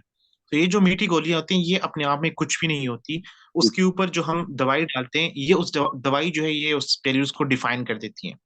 कि लेट से एक बंदा है और उसको कोई ऐसा मसला है जिसमें हम एक रेमेडी उसको सजेस्ट करते हैं नेट्राम्योर। अब नेट्राम्योर हम उतार के उसके छोटे से जार के अंदर वो स्मॉल जो सीड्स, जो छोटी छोटी गोलियां होती है मीठी, हम डालते हैं उसके ऊपर, उसके कतरे डालते हैं, तो वो जो दवाई के असर होता है वो पैलेट्स के अंदर आ जाती है, वो एब्जॉर्ब कर लेती है। अब हम जब वो पेशेंट को देते हैं तो वो पेशेंट जब उसको खाता है तो ये बॉडी में जाके उसका एक मिरर इमेज उसका बना हुआ होता है, वो जाके उस डिजीज के साथ कंबाइन करके सिमिलियम के साथ मिलकर वो उस मसले को ठीक कर देती है। So this is called the effect of the मीटिगोलिया and the thing that we just discuss about. या ओके, एक्सीलेंट सर। तो अब हम अगले क्वेश्चन की तरफ आते हैं।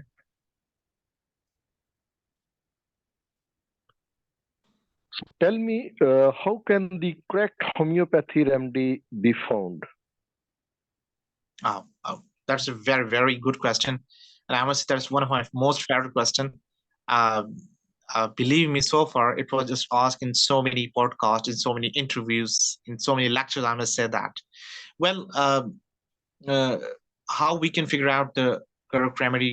So उसकी मैं इस तरह कर देता हूँ कि आप रेमेडी की सिलेक्शन कैसे करते हैं और किस बुनियाद पे करते हैं। मैं हमेशा से अपने स्टूडेंट्स को, अपने जितने मुझे सुनते हैं या जो लोग मुझे अक्सर फॉलो वगैरह करते हैं, अपने आप नाचीज को मैं इतना वो नहीं समझता, लेकिन 5 ऐसी चीजें हैं जिसको मैं अपनी प्रैक्टिस में रखता हूँ अल्हम्दुलिल्लाह, and I have seen a very good result from that. 5 best of prescribing है, 5 best of prescribing that you have to consider whenever you are selecting a remedy for a patient. The very first base of prescribing is definitely the miasmatic base of prescribing. कि मियाज़म को समझना। अब मियाज़म क्या है? मियाज़म का नाम ही change कर देते हैं तो बंदे को समझ आ जाती है। Miasm is nothing, it's a obstruction, it's a barrier. एक कोई ओके। रुकावट है, एक बंदा है उसका पूरा जिस्म दुख रहा है, उसको ठीक नहीं हो रहा। अब मैं आपसे पूछता हूँ यार ये आपको जिस्म का जो दुकन है या आप इसकी कोई मेडिसिन खा रहे हैं, जी, जी, एग्ज़ैक्टली। ये मसला आपको कितने टाइम से?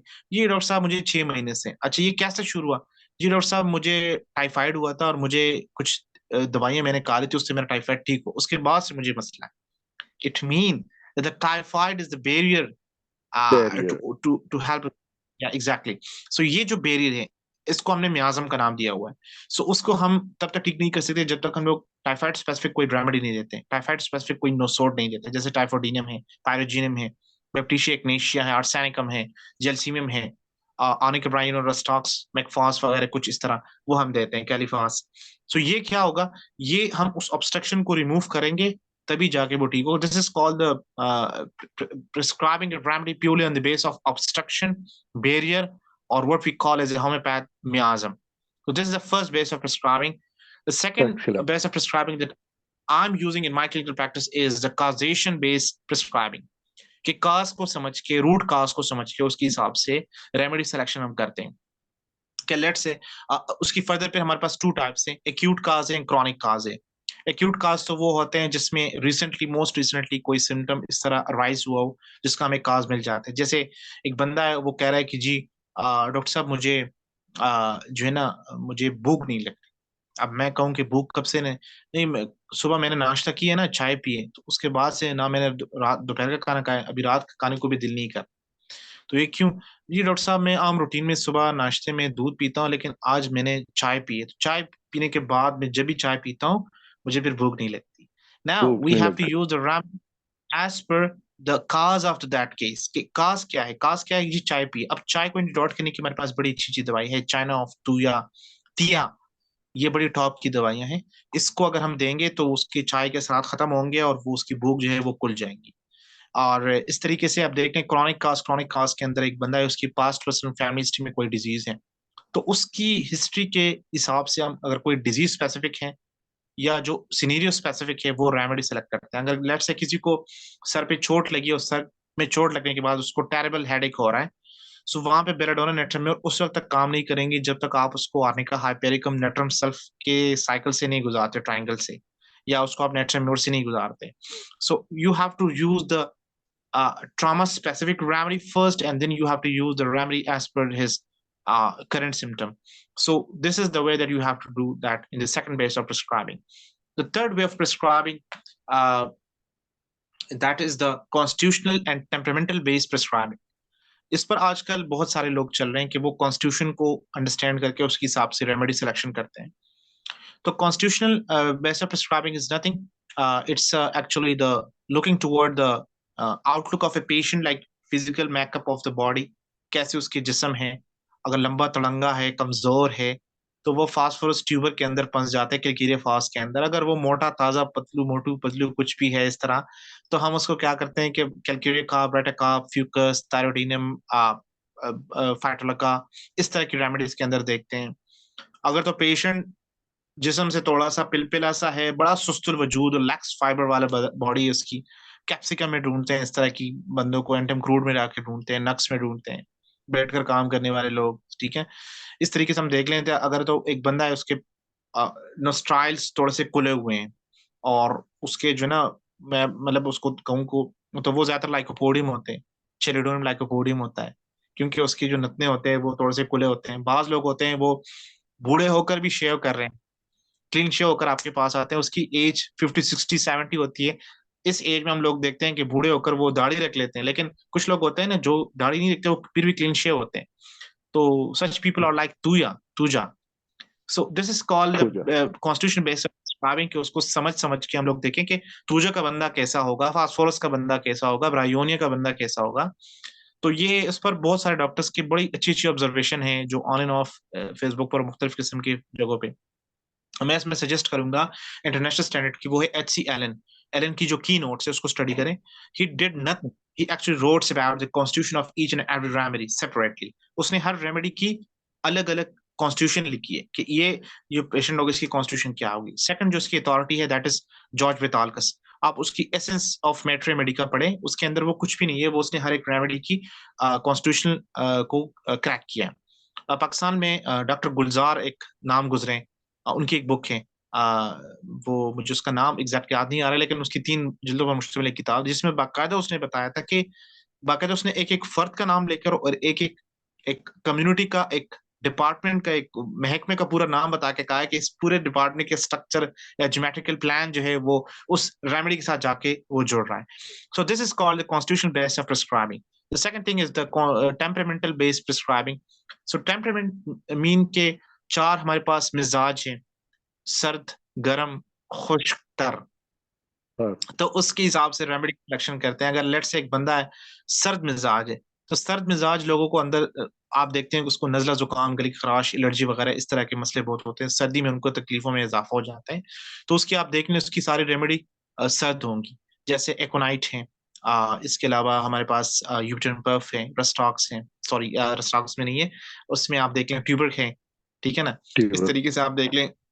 एग्जैक्टली. इसमें आप देखें आर्सेनिकम एल्बम है, हेपर सल्फ है, ये ठंडी दवाई है. सिलिशिया है, इसके मिजाज इसके आप मोडेलिटी जरा देखें. मोडेलिटी मतलब कि उसकी जो अलामात में कमी बेशी होती है वो देखें तो उसमें ठंडक से ज्यादा उसमें इजाफा होता है. अच्छा, अगर पेशेंट गर्म मिजाज है तो गर्म मिजाज की दवाइयाँ वो गर्म होंगी. बेलाडोना, ग्लूटानियम, जेलसीम, नेट्रामिर, सल्फर, बेसिलिनियम, ये सारे गर्म दवाइयाँ हैं. इस तरीके से आप तर दवाइयाँ हैं जो वेट हम उसको कहते हैं, हाइड्रोजनाइट कॉन्स्टिट्यूशन उसके लिए पुराने हमारे होम्योपैथिक बुक्स में नाम आया है. सो दैट इज तूजा, रस्टॉक्स, बेलकमारा, ये दवाइयां जो है ना ये नेट्रम सल्फ, दैट इज तर मिजाज. एंड खुश्क धर्मजा. मिजाज उसके अंदर, तो उसके अंदर आप देखिए इकोनाइट, ब्रायोनिया, कोल्चिकम, पेट्रोलियम, नेट्रमिर, ये दवाइयां जो है ना खुश्की है. आप देखिए उसके अंदर क्रैक्स हैं, खुश्की है, कब्ज है, उसके अंदर प्यास है, इसमें सारी वो फैटी डिजनरेटिव सिम्टम है, फास्फोरस देखें आप, ये सारी खुश दवाइयां. तो ये जो सिलेक्शन ऑफ रेमेडी है according to the temperament base, so उसको समझना, उसके हिसाब से रेमेडी सिलेक्शन करना. मियाजम हो गया, कॉजेशन हो गई, constitution and temperament हो गई. Fourth one, the sign and symptom, which I already discussed with you, so I can say at the time. And yeah, उससे पहले जो मैंने sign and symptom की जो types पढ़ी वही है, subjective, objective and pathological, symptomatic जिसको हम कहेंगे. Last but not least, the base of prescribing, the fifth one, that is the modality based prescribing, कि किसी चीज की modality को समझ के उसकी remedy selection करना. कि लेट से एक बंदा है उसको गर्म चीज से आराम आता है, गर्मी से आराम आता है, दबाने से आराम आता है, तो हम लोग उसकी दवाएं बताते हैं, ब्रायोनिया, मैग्नीशियम फॉस. इस तरीके से एक बंदा है उसको ठंडक से आराम आता है, फास्फोरस हम देते हैं, या इस तरह से देखते हैं कि ठंडे पानी की जिसमें तलब है. तो ये चीजें जो है ना, this is called modality base. कि कुछ जैसे मैं आपको कहूँ कि मेरे पास दांत दर्द का एक पेशेंट आया, तो उसने कहा कि डॉक्टर साहब मुझे उसमें बहुत ज्यादा दर्द हो रहा है. अब मैं अपने प्रिस्क्रिप्शन पर लिखने वाला था कि आर्निका एंड बेलाडोना को अल्टरनेट कर, ये मेरा कांस्टेंट है for all types of tooth related issue. उसने मुझे बताया कि नहीं डॉक्टर साहब, मैं जब कुछ पीता हूँ, लाइक कुछ ठंडा भी उस पे लगता है ना, तो ठंडक से मुझे जो है ना करंट पड़ता है और मैं ठंडक को बर्दाश्त नहीं कर सकता. So then I prescribed arsenicum album CM1 dose only. जब one dose was just enough to cure all the issue, and उसके बाद उसको कभी दर्द नहीं हुआ. So this is Amazing. called the modality of prescribing. Exactly. So ये जो base of prescribing है उसको अलग अलग से improve करना, improvised करना, and then utilize it in your practice. So this is the way that I mostly see the 5 best of prescribing, or the basis on which we mostly select a remedy in homeopathy. Yeah. Wonderful. So, Dr. Saab, explain the homeopath's role as a detective. Like homeopathy go as a detective, and to describe it as detective, well, detective is nothing. He's actually detection something. जिस चीज को feel करना, उसको लेना और उसको समझना और उसको इंटरप्रेट करना. What if I say that I'm not looking toward a homeopath as a detective? I must say that homeopath is a spy who actually extract information from good. their patient. Like instead of detective, why not we call it as a spy? एक जासूस के तौर पे हम उसको क्यों ना देखें, एक मुखबिर के रूप में, या उसको ये क्या कहते हैं, मुखबिर या मंजर उसको कहते हैं, क्या कहते हैं उसको अपने वर्ड्स में। सो ये जो होम्योपैथिक के अंदर हम लोग देखते हैं, क्या कहते हैं उसको, होम्योपैथ की तरफ हम देखते हैं, होम्योपैथिक को मैं समझता हूँ कि एक स्पाई की तरह होना चाहिए। स्पाई खामोशी से हर चीज देख रहा होता है, वो उसको अपने लिए सोर्स ऑफ इंफॉर्मेशन समझ रहा होता है, वो जो पेशेंट उसको बता रहा होता है वो उसको अपने हिसाब से उसकी एक्सट्रैक्शन कर रहा होता है। ठीक है, तो उसको एक्सट्रैक्ट करना और उसको टैली करना, सेट करना, और फिर उसको अपने मुतालिका हुकाम तक पहुंचाना, अपने सुपीरियर्स को। So this is called homeopath as as a spy, I must say that, एक स्पाई के तौर पे, एक जासूस के तौर पे। तो होम्योपैथिक डेफिनेटली वो आम डॉक्टर्स की तरह नहीं होता कि वो सिर्फ सिम्टम के ऊपर रिलाई करे, वो उससे परे जाके देखता है, वो उससे बहुत पीछे जाके देखने वाला होता है, वो बड़ा दूरंदेश होता है। बिल्कुल ठीक है। सखन दिल नवाज, आ, यही है मीर रख्त सफर मीर कारवां के लिए कोई इस तरह का एक शेर भी है, निगाह बुलंद सखन दिल नवाज जहां पर सोज, यही है रख्त सफर मीर कारवां के लिए, एग्जैक्टली एक मेरे शेर है इस तरह। का चलिए। तो जो होगा ना, उसकी जो फोकस होगा वो दूर तक होगा, वो चीजों दूर को तक हो। बहुत मॉडर्न टेक्स्ट में होगा, जूम आउट अप्रोच में देखेगा, he will not take in zoom in approach. And उसका जो दिल होगा वो खुला होगा, वो हर चीज के लिए खुला होगा, वो अपने आप को एक जगह पे टिकाएगा नहीं, फिक्स नहीं करेगा, जिसको हम बेवकूफ कहते हैं, जो एक जगह पे वकूफ नहीं करेगा, वो जगह पे ठहरेगा नहीं, वो मूवमेंट ठहरेगा करेगा, नहीं। डायनामाइट, चलता जाएगा, चलता जाएगा, exactly. So this is the call that एक होम्योपैथ को मैं समझता हूँ कि एज ए स्पाई होना चाहिए, ऐसा होना चाहिए, नॉट एज ए डिटेक्टिव कि वो चीजों को लेकर डिटेक्ट करना और उसको इंटरप्रेट करना होता है। बिल्कुल उसको छानबीन करनी चाहिए। एग्जैक्टली एग्जैक्टली, एनालिटिकल इसकी एबिलिटी अच्छी होनी चाहिए। बिल्कुल ठीक। डॉक्टर साहब, एक बहुत सारा कॉमन क्वेश्चन पूछा जाता है होम्योपैथी के रिलेटेड। क्या होम्योपैथिक एक प्रूव्ड साइंस है? ओके, वेल, इसकी जो आंसर है वो बड़ी सिंपल है। देखिए, सबसे पहले हम इसको देखेंगे कि what we are looking inside the science, हम साइंस के अंदर देखते क्या है। तो साइंस के अंदर एक एक कॉमन एक बिलीफ है, इस तरह एक डोगमा इस तरीके से बना हुआ है कि आप चीजों को देखते हैं, ऑब्जर्व करते हैं, और उसको एक्सपेरिमेंट करते हैं, उसके ऊपर थ्योरी सजेस्ट करते हैं, फिर उसको फर्दर एक्सपेरिमेंटेशन के थ्रू कंफर्म करके उसको एक एक अटल सच्चाई के तौर पर मान लेते हैं। तो अगर आप हम इस कॉन्टेक्स्ट में अपनी होम्योपैथी को देखें, सो होम्योपैथी के exactly that is the true science, I must say that is only true science, या क्यों? जस्ट बिकॉज ऑफ दैट कि हमारे पास एक एक लेट से एक मटेरियल है, हम एक प्लांट है उसको लेते हैं, उसकी कोई एक्सट्रैक्शन करते हैं, जूस वगैरह जो भी है, और उसको हम एक रेमेडी के तौर पर प्रूव करते हैं। हमारे पास प्रूविंग क्या है? एक्सपेरिमेंटेशन है।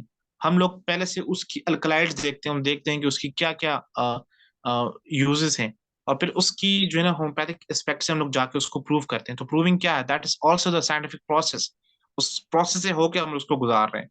अगर तो ये प्रूफ साइंस ना होती तो बड़े बड़े नाम थे, डॉक्टर्स थे, why they just revert back toward the homeopathy, क्यों हुए वो रिवर्ट? बड़े बड़े डॉक्टर हानिमन, वो जो है ना वो एमडी था, उसकी अपनी कुछ और थी लाइक क्वालिफिकेशन, लेकिन वो जो है ना वो टर्न हुआ टूवर्ड द क्या, वो साइंटिफिक माइंडसेट वाला नहीं था, वो भी मानता तो उसको वो सूडो साइंस के लोग लेकर वो चल जाता। इस तरीके से आप जॉर्ज वितालकस को देख लें, ही वॉज ए इंजीनियर, वो ग्रीस से एक इंजीनियर था, उसका एक कमर दर्द का एक मसला था, वो ठीक नहीं हो रहा था, लेकिन जब उसको फाका हुआ होम्योपैथी से तो उसने उसको सोच में डाल दिया, उसने कहा कि हाउ इज पॉसिबल। यहाँ से उसकी क्यूरियोसिटी ये थी कि वो उसको पढ़ना शुरू कर दिया, and then began in 1966 he just did his like institute of homeopathy, जो इंडियन इंस्टीट्यूट ऑफ होम्योपैथी है, वहां से उसने बाकायदा जो होम्योपैथी का उस टाइम में जो कोर्स था, जो डिसिप्लिन था, वो लिया, and he become homeopath, he just rose. आप देख लो उसका कितना बड़ा नाम है, उसकी अपनी एकेडमी है, इंटरनेशनल एकेडमी है बहुत बड़ा है क्लासिकल इस्लाम, बिल्कुल होम्योपैथी, ठीक। एक बहुत बड़ा नाम है, उसके काफी उसके काम है होम्योपैथी के ऊपर, काफी जो उसकी बुक्स हैं, उसकी आप वो देख लें, एसेंस ऑफ मेटेरियल मेडी का देख लें, उसके होम्योपैथिक मेटेरियल मेडी का वाइवा पढ़ लें, वो तकरीबन 9 और 10 वॉल्यूम्स है, I think more than that, मुझे उसकी पूरी बहुत बड़ा। कैटलॉग से याद नहीं है, लेकिन ये क्यों? क्या ये लोग अंधे थे? मैं कहूंगा उनको पता था ये एक साइंस है, ये प्रूवन साइंस है, लेकिन वो उतनी उसकी रिकॉग्निशन नहीं है ऑल ओवर द वर्ल्ड। हम देख लें, अगर तो आप देख लें कि यहाँ पर पाकिस्तान लेवल पे या इंडिया में, आई really don't know about the other countries, but I will talk about the Pakistan. क्या एक एमबीबीएस डॉक्टर जो कि एक वेल ट्रेंड मेडिकल ग्रेजुएट होता है, वो अगर रिवर्ट होता है, वो यूटिलाइज करता है इन तमाम चीजों को होम्योपैथी में, so how he will see that? वो चीजों को ऑब्जर्व कर रहा है, वो उसके साथ कोरिलेट कर रहा है, चीजों को आपस में देख रहा है, उसकी एक्सपेरिमेंट कर रहा है और उसको रिजल्ट आ रहे हैं। So this is called true science. उसकी इससे बड़ी और क्या दलील हो सकती है कि कोई कहे कि ये प्रूव्ड साइंस है? पहले साइंस को आप डिफाइन कर ले और साइंस के उस क्राइटेरिया के हिसाब से आप होम्योपैथी को फिर डिफाइन कर ले। अगर तो वो डिफाइन कि एक इंच एक लफ्ज भी आगे पीछे है, तो फिर हम मान लेते हैं कि वक्त में that is a pseudo science. Otherwise homeopathy is a true proved science. और ये एक ऐसी चीज है जिसको हम लोग इनकार नहीं कर सकते कि साइंस नहीं है। या गुड। डॉक्टर साहब, एक ये भी बड़ा क्वेश्चन कॉमन और आम पूछा जाता है। मोस्ट ऑफ द पेशेंट जो देहातों से आते हैं, वो कहते हैं जी कि ये स्वीट पिल्स जो हैं, ये डॉक्टर ने अगर 20 पेशेंट देखे हैं, ये मेरे पहले वाले पेशेंट को भी डॉक्टर साहब ने यही मीठी गोलियां दी थी, मुझे भी यही मीठी गोलियां दी हैं। तो इसके ऊपर बताएं कि क्या एक होम्योपैथ सबको एक ही तरह की मीठी गोलियां देता है, स्वीट पैलेट्स देता है? Well, to be very honest I must say that कि मैं खुद पैलेट्स पे मेडिसिन नहीं देता पेशेंट को, मैं ड्रॉप्स फॉर्म में देता हूँ। ड्रॉप्स फॉर्म में देता हूँ। और या उसकी प्रेजेंटेशन मैं समझता हूँ कि थोड़ी डिफरेंट होनी चाहिए ताकि पेशेंट कंफ्यूज ना हो। आप सारे बिल्कुल ठीक। पैलेट्स एक कलर में कर रहे हैं, सो ये आप गलत कर रहे हैं कि उसको प्रेजेंट कर रहे हैं।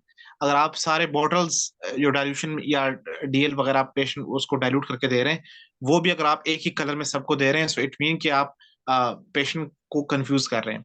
कि एक ही फैमिली से अगर 5 बंदे हैं और पांचों को आपने एक ही तरह की बॉटल्स के अंदर वो दवाइयां दी है, so they will definitely look toward कि ये क्या हो रहा है, ये तो सबको एक जैसी दवाई उन्होंने दे दी है। सो ये लोगों की गलतफहमी है। और गलतफहमी इस वजह से है कि हमारे यहाँ होम्योपैथ्स उसको खुद कंफ्यूज करते हैं। उसकी प्रेजेंटेशन थोड़ी सी डिफरेंट होनी चाहिए, बॉटल का कलर थोड़ा डिफरेंट होना चाहिए, सारी दवाइयाँ एक जैसी नहीं होती, उसके ऊपर जो दवाई डाली होती है ये डिफरेंट होती है। सिर्फ उसकी जो प्रेजेंटेशन होती है वो सेम होती है। तो ये चीज मैं समझता हूँ कि we have to educate people. हमने लोगों को समझाना है, लोगों को एजुकेट करना है, समझाना है इन सेंस के देखिए ये जो हम दवाई आपको दे रहे हैं, ये वो दवाई नहीं है जो आपसे पहले जो बंदा गया है उसको हमने दी है, या आपके साथ फैमिली में जो दूसरा बंदा है उसको हमने दी। नो, ये दवाई अलग है, इसके ऊपर जो हम दवाई डाले वो अलग है, और उसको जो दी गई that was different for that.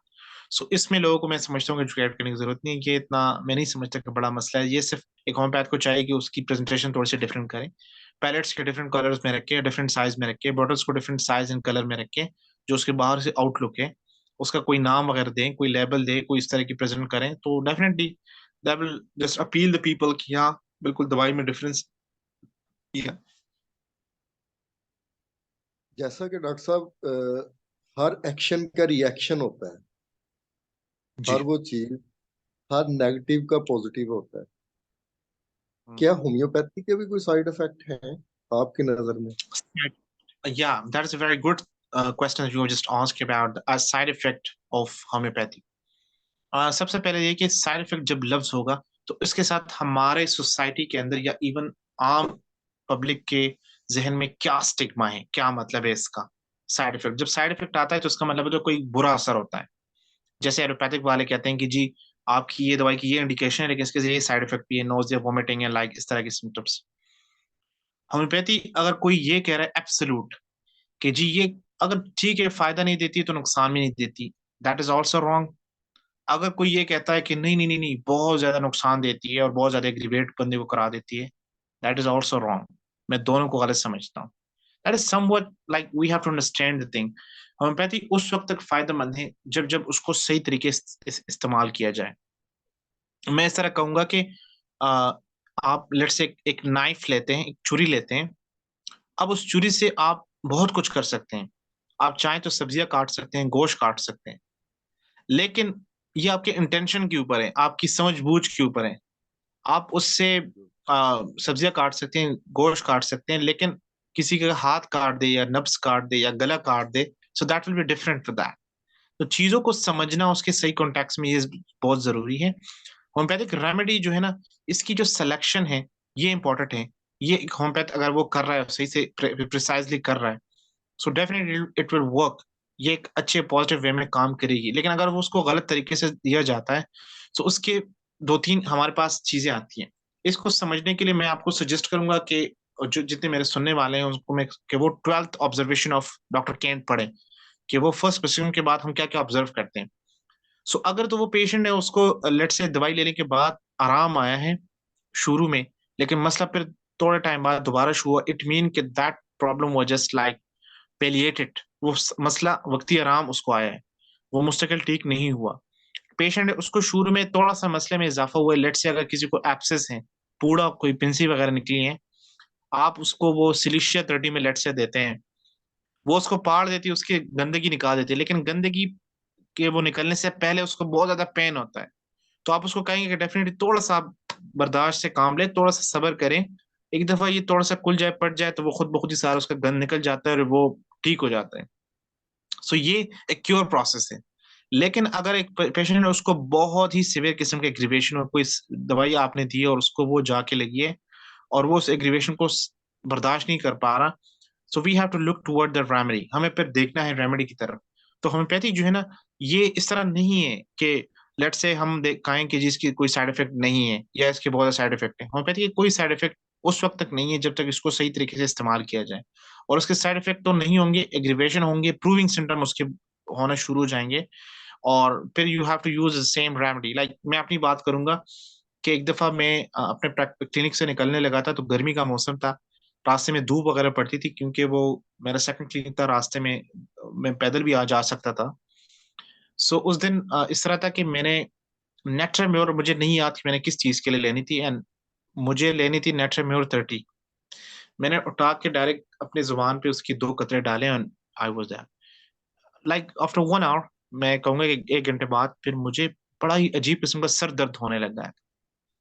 मैंने कहा ये हाउ इज पॉसिबल।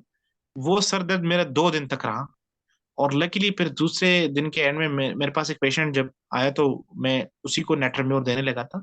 इत्तेफाक से मेरी जो नजर पड़ी तो वो पोटेंसी जो मैं 30 समझ के लिया था मैंने, दैट वाज सीएम, वो मैंने सीएम में ले ली थी। और सीएम ने जो मेरे हेडेक था, वो उस सीएम की प्रूविंग थी। इन उसने मेरे अंदर वो तमाम सिम्टम पैदा करने शुरू किए जो उस रेमेडी की अपनी एसेंस है। अब मेरे पास क्या था, मैं क्या करूं, नेटरम्यू के जाके एंटीडोट को देख लूं, पढ़ लूं, समझ लूं, उसके हिसाब से दवाई लूं। मैंने क्या किया कि उसी रेमेडी को स्मॉल पोटेंसी मैंने लेना शुरू कर दिया, नेट्रम्योर को 30 में लेना शुरू कर दिया। मैंने उसको 2-3 टाइम लिया, तो वो पहले पहले डोज थी मेरा, वो सर दर्द जो है वो जाता रहा। तो देखें आप, एक ही रेमेडी थी, अगर मैं उसको 30 में ले लेता तो शायद मुझे इतना वो नहीं होता, लेकिन मैंने गलती से उसकी हाई डोज ले ली तो उसने प्रूविंग कर दी। अब ये प्रूविंग, इसको मैं साइड इफेक्ट अगर आप कहते हैं तो मैं साइड इफेक्ट तो उसको नहीं कहूंगा, मैं उसकी प्रूविंग कहूंगा। ये एक तरह से उसकी अपनी पैदा कर दी सिम्टम है, जिसको हमने उसी दवाई की थोड़ी सी लो पोटेंसी लेकर उसको ठीक किया, टैकल किया। सो उसके बाद मुझे 2 सबक याद हुए। एक ये कि अगर एक पोटेंसी को हम हाई डोज में देते हैं तो उसी पोटेंसी को फिर जल्दी में हमने दोबारा 30 में या 200 में रिपीट नहीं करना, otherwise that remedy will cancel out the high dose remedy. और सेकंड थिंग ये कि प्रूविंग को मैंने बहुत बार ऑब्जर्व किया अपनी प्रैक्टिस में, अपने आप के ऊपर, अपने पेशेंट्स के ऊपर। सो प्रूविंग होना, ये that is also linked with the homeopathy. So far, I haven't seen any side effect from any remedy that I have used for my patient as well as for myself. So, yeah, I must say that homeopathy side effect उस वक्त नहीं देती जब जब आप उसको सही तरीके से प्रिसाइजली या अच्छे से यूटिलाइज करते हैं। That's all. So, Dr. Sir, what is the difference between aggravation and side effects? Yeah, great, अच्छा क्वेश्चन है। एग्रीवेशन होना एंड साइड इफेक्ट होना, साइड इफेक्ट इस तरह होता है कि वो बॉडी की जो बेसिक हमारी जो एक लैंग्वेज होती है हर एक ऑर्गन की, जिसके थ्रू वो अपने सिम्टम्स बता रहे होते हैं। So sorry for that. It's okay. या थोड़ी सी वो ब्राइटनेस पर नीचे हो गई। सो अच्छा, साइड इफेक्ट जो है ना, वो इस तरह होती है कि बॉडी की अपनी एक लैंग्वेज होती है, कि अगर एक ऑर्गन है उसके साथ कोई मसला है तो वो उस एक स्पेसिफिक लैंग्वेज में बात करेगा आपके साथ। मैं समझता हूँ कि so far I have seen like about 14 or 15 different type of symptom from each organ that we have inside in our body. हमारे जिस्म के अंदर जितने भी ऑर्गन्स हैं उसके 14-15 फिक्स मखसूस साइन एंड सिम्टम है जिससे वो अपनी बीमारी का इजहार करते हैं। कि लेट से अगर किसी को उल्टी हो रही है तो उल्टी का मतलब ये है कि उसके मैदे के साथ कोई छेड़छाड़ हो रही है, कोई चीज गलत तरीके से उसके मैदे में गई है। सो ये उल्टी होना, ये साइन, ये सिम्टम है।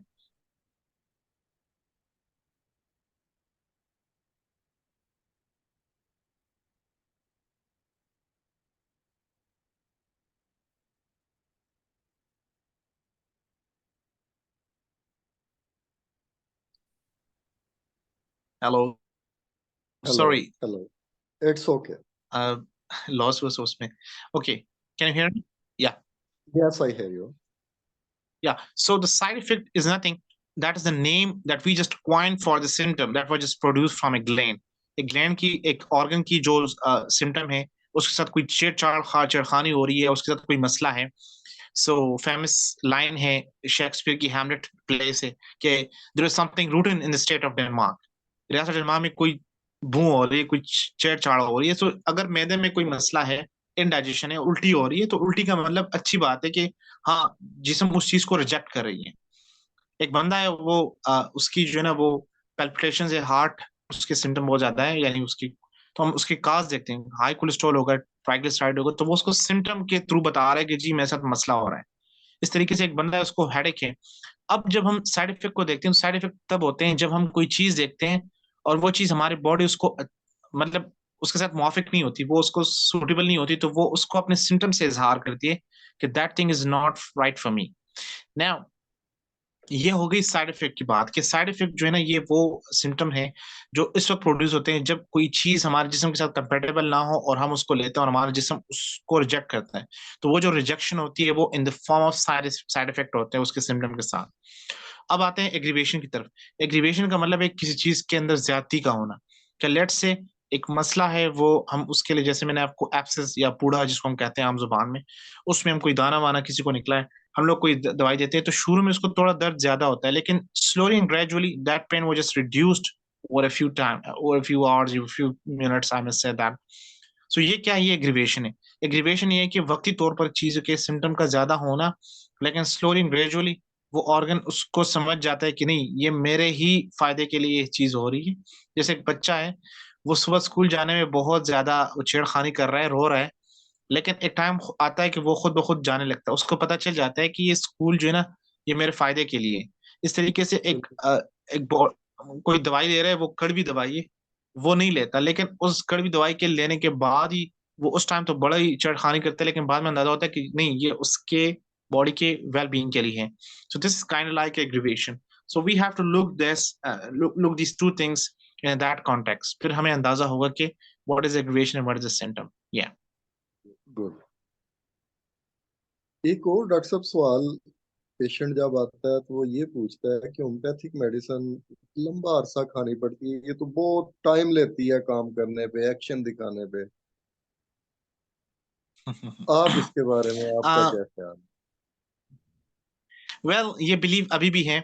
बहुत सारे पेशेंट जो नए होते हैं वो मेरे क्लिनिक आते हैं, कहते हैं हाँ पता है होम्योपैथी थोड़ा स्लो काम करती है। तो मैं उनको यही कहता हूँ कि देखिए भाई, इस तरह है कि आप लेट से अगर जा रहे हैं हमारे पेशावर से लाहौर की तरफ, और आप किसी बस में बैठे हुए हैं और बस बहुत स्लो जा रही है, या कभी वो इस तरफ जाती है कभी उस तरफ जाती है, सो आप क्या कहेंगे कि ये बस बहुत स्लो जा रही है? आप कहेंगे नहीं, इसका जो ड्राइवर है वो उसको स्लो लेके जा रहा है। वो लेके सो जा रहा होम्योपैथी कभी भी स्लो जो है वो नहीं है। होम्योपैथ स्लो है। Why? Because of their training, because of their tuning, because of their what we call तरबियत, विच आई कॉल T3, कि जो उसकी ट्रेनिंग, ट्यूनिंग एंड तरबियत है, वो उस तरह नहीं हुई कि पेशेंट को आपने gentle, rapid and permanent relief कैसे देना है, which is the main form of और second form of the organ of medicine. जो हमारी उसूल है, जो हमारी उसूली होम्योपैथी की बुक है ऑर्गेनिन, वो हमें बता रहा है। तो जेंटल, रैपिड एंड परमानेंट आपने कैसे रिलीफ देना है, आपने अच्छे से समझना है उसके सिम्टम्स को। जैसे एक्यूट हमारे पास आता है केस, तो एक्यूट में हम लोग क्या करते हैं कि एक्यूट के अंदर हम लोग मैं खुद P4 सिम्टम देखता हूँ। P4, present, persistent, peculiar and predominant. ये चार ऐसे सिम्टम है जो उस वक्त मौजूद सिम्टम है, उसी के हिसाब से दवाई दो। छोड़ो पुरानी वो हर चीज, छोड़ो बस इसको छोड़ो, जो ऑन स्पॉट आपको नजर आ रहा है उसको दें। जैसे मेरे पास अगर लो ब्लड प्रेशर का पेशेंट आएगा, वो बिल्कुल कोलैप्स स्टेज की तरफ जा रहा है, तो आप उसको दें ना, कार्बोइड 200 की एक डोज दे दें, जेलसीमिन की एक डोज दे दें, वो बंदा बिल्कुल ठीक हो जाएगा, उसकी वो ऑक्सीजन लेवल सेट हो जाती है, वो सारा जिस्म उसका ठीक हो जाता है। एक बंदा है वो पेशेंट वो आपके क्लिनिक में आता है, वो कहता है कि वो उसकी चीखें आसमान तक जा रही है क्योंकि उसको बहुत ज्यादा पेन हो रहा है उसके किसी लेट्स से बैक में या किसी बॉडी के किसी पार्ट में। आप उसको दें ना, मेडोरिनियम की एक डोज दे दें, सीएम की एक डोज दे दें। अब बेशक सीएम में आप नहीं है उसमें, तो आप 1 में दें एक डोज, वो ऑन स्पॉट आपको वो साइलेंट कर देगा। ये सिम्टम में है अनबेरेबल पेन, लफ्ज लिखा हुआ है नाकाबिले बर्दाश्त दर्द। आप बोरिक कोले बोरिक के अंदर सेकंड थर्ड लाइन देखें आप उसकी पैराग्राफ में फर्स्ट, उसमें आपको वो बता देते हैं कि जी exactly this is the medorrhinum picture.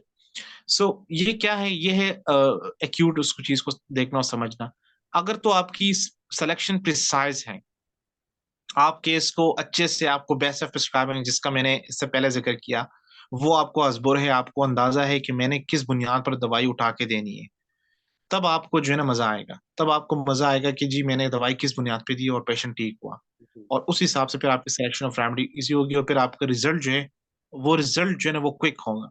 Like acute में ज्यादातर मैं हाई की तरफ भी चला जाता हूँ, कभी कभार लो की तरफ भी आ जाता हूँ। जैसे अगर किसी को बुखार है, तो मैं देखता हूँ कि ये बुखार वक्ती है या उसको 2-3 दिन से, अगर 2-3 दिन से है तो कास को देख के उसके हिसाब से रेमेडी देता हूँ। अदरवाइज बेलाडोनासीम की एक डोज से वो क्लियर हो जाता है।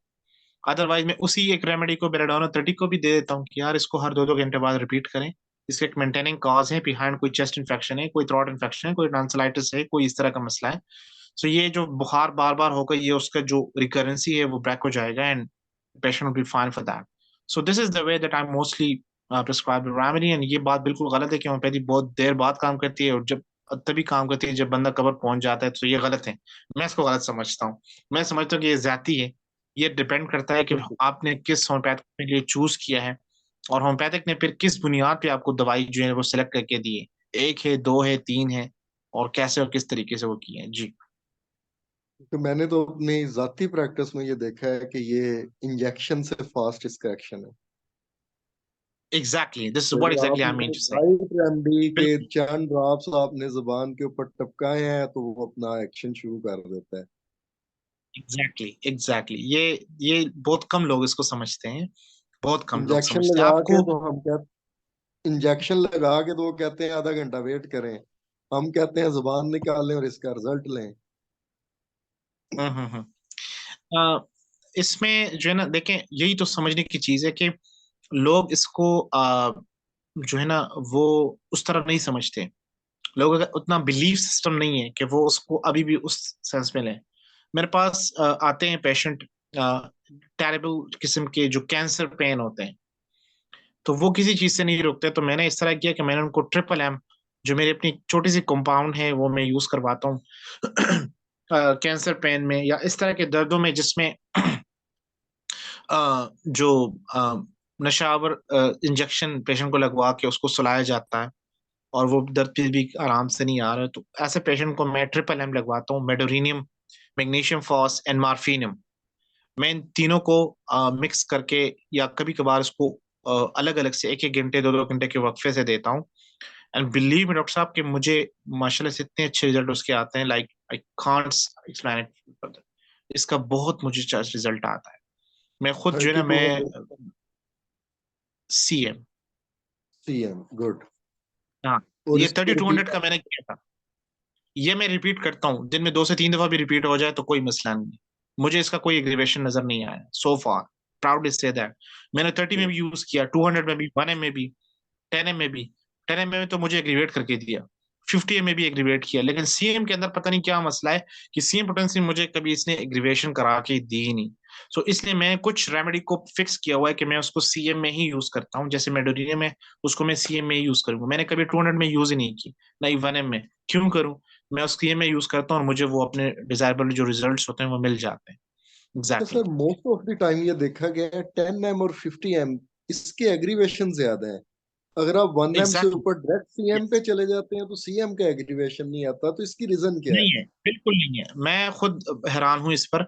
मेरे पास एक दफा मेरे अपने फैमिली में एक बंदा था, उसको जॉइंट रिलेटेड कोई इशू था। तो वो शुरू शुरू में जैसे हम होते थे ना कि बहुत सारे पता नहीं टीचर्स थे या कुछ डॉक्टर्स थे जिससे बहुत ज्यादा हम लोग मगलूब होके अपने आप को क्लेम कर रहे थे that we are just like classical homeopath and we are just only doing वो single remedy for that. So मैंने जब ब्रायोनिया 10 मेरे पास उस वक्त पड़ी थी, बड़ी मुश्किल से मुझे कंपनी की तरफ से मिली थी, हालांकि 10 बहुत कम वो लोग कहते हैं कि ऑर्डर करते हैं लोग। और वो मैंने 10 जब दिए ना, 15 कम वो मिलती है जी। हाँ, वो पेशेंट उछलने लगा, उसने कहा यार तुमने मुझे क्या दी, इसने तो मेरा दर्द और भी बढ़ा दिए। बढ़ा दिया तब है। जो है ना मुझे याद है कि मेरे फादर थे, वो उन्होंने कहा कि जाओ बच्चे इसको जो है ना क्लिनिक के अंदर मेडोरिनियम की पड़ी है शीशी, वो 1 एम में वाले साहब यूज करते थे, तो पुराने हो पाए थे तो वो 1 एम से आगे जाते नहीं थे, तो उन्होंने 1 एम में दिए, 1 एम में वो ठीक हुआ है। और फिर उसकी 4-5 पुड़िया बना के मैंने उसको दिए, और वो कहा है कि जब जब दर्द हो लें वो ठीक होगा। तो वो कह रहा था कि नहीं नहीं, एक पुड़िया से ही मेरा काम हो गया, मैंने दोबारा दूसरी पुड़िया ली ही नहीं। सो कहने का मकसद ये है कि इसका बहुत बड़ा इम्पैक्ट है कि उसको समझना, पोटेंसी की सही बाज नो सोर्स होते हैं, उसको हाई डोज में दें, आपको मजा आएगा, रिजल्ट्स आपके। जो बच्चे होते हैं ना जो पूरी पूरी रात रोते रहते हैं, पेशेंट भी तंग है, बच्चे पेरेंट्स भी तंग है, आप उसको सिफ्लिनियम दें, सीएम की एक डोज, आपको मजा आएगा, उसके रिजल्ट बड़े लॉन्ग लास्टिंग हो गए। उसकी एसिमिलेशन जो एबिलिटी है, यानी सिफ्लिनियम की जो है ना, जब जब किसी के जिस्म में डिजेनरेटिव चेंजेस होती है, वो क्या होता है, विटामिन डी उसका ड्रॉप होता है, कैल्शियम उसके ड्रॉप होता है, मिनरल्स उसके डिसऑर्गेनाइज हुए होते हैं। सो आप दें ना सिफ्लिनियम, मजा आएगा आपको। मैं खुद देता हूँ ऐसे तमाम केसेस में जिसमें बॉडी के अंदर डिजेनरेटिव चेंजेस है और वो लोग बेचारे रॉ फॉर्म में कैल्शियम ले रहे होते हैं, कैल्शियम सप्लीमेंट्स ले रहे होते हैं, फिर बाद में जाके वो किडनी स्टोन गाल स्टोन बन जाते हैं, या उसके जिस्म के अंदर कंस्ट्रक्शन काज करके वो एथेरोस्क्लेरोसिस काज कर देते हैं। तो आप सिफ्लिनम दें और आप मेट दें, आप देखें मजा आएगा आपको। कैलकेरिया कार्ब दें, आप सिलिशिया दें, ये वो दवाइयां हैं जो जज़ब करने की सलाहियत बढ़ाती है जिस्म के अंदर कैल्शियम को, करती हैं। तो मजा आएगा। एसिमिलेशन का लफ्ज इस्तेमाल हुआ है, इससे सिलिशिया को आप उठा के देख लें, पढ़ लें आप। सो ये जो है ना, ये this is the way that we have to do the remedies according, समझ के देखना, देना, और फिर रिजल्ट लेना। सो या तो आप मेल इनफर्टिलिटी को किस तरह डील करते हैं? मेल इनफर्टिलिटी बहुत बड़ा टॉपिक है, बहुत बड़ा टॉपिक है, लेकिन इसको समझने के लिए सबसे पहले हमने फिगर आउट करना है, we have to figure out कि मसला है क्या। मेल पेशेंट है, वो किस मसले को लेकर मेरे इतना मजबूर हुआ कि वो मेरे सामने आके बैठे मुझसे मदद मांगने पे मजबूर हुआ है। लाइक मुझे डॉक्टर समझ लो, मुझे कह रहा है कि जी डॉक्टर साहब मुझे ये मसला है। So we have to look toward the thing, the problem.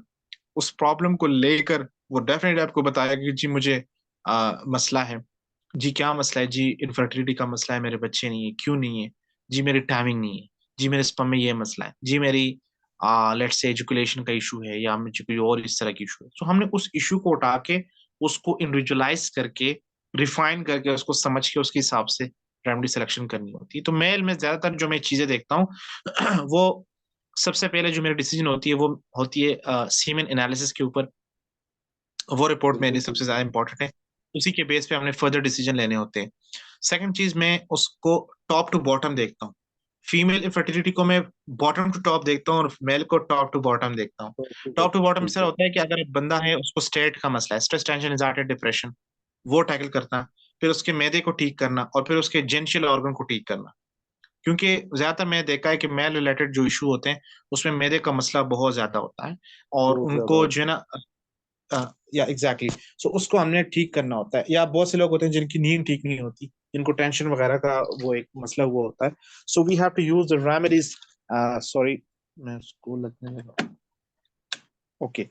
सो उसको हमने उस तरीके से समझ के रेमेडी की सिलेक्शन करनी होती है। सो जो फॉर एग्जाम्पल सर, हमारे पास सीमन एनालिसिस की रिपोर्ट पड़ी है। उसमें जी जी जी, पेशेंट के पास सेल्स बहुत ज्यादा आ रहे हैं, एपिथेलियल सेल बहुत ज्यादा आ रहे हैं, और जो उसकी स्पर्म काउंट है वो 0-0 है। उसको हम किस तरह एग्जैक्टली। डील करेंगे?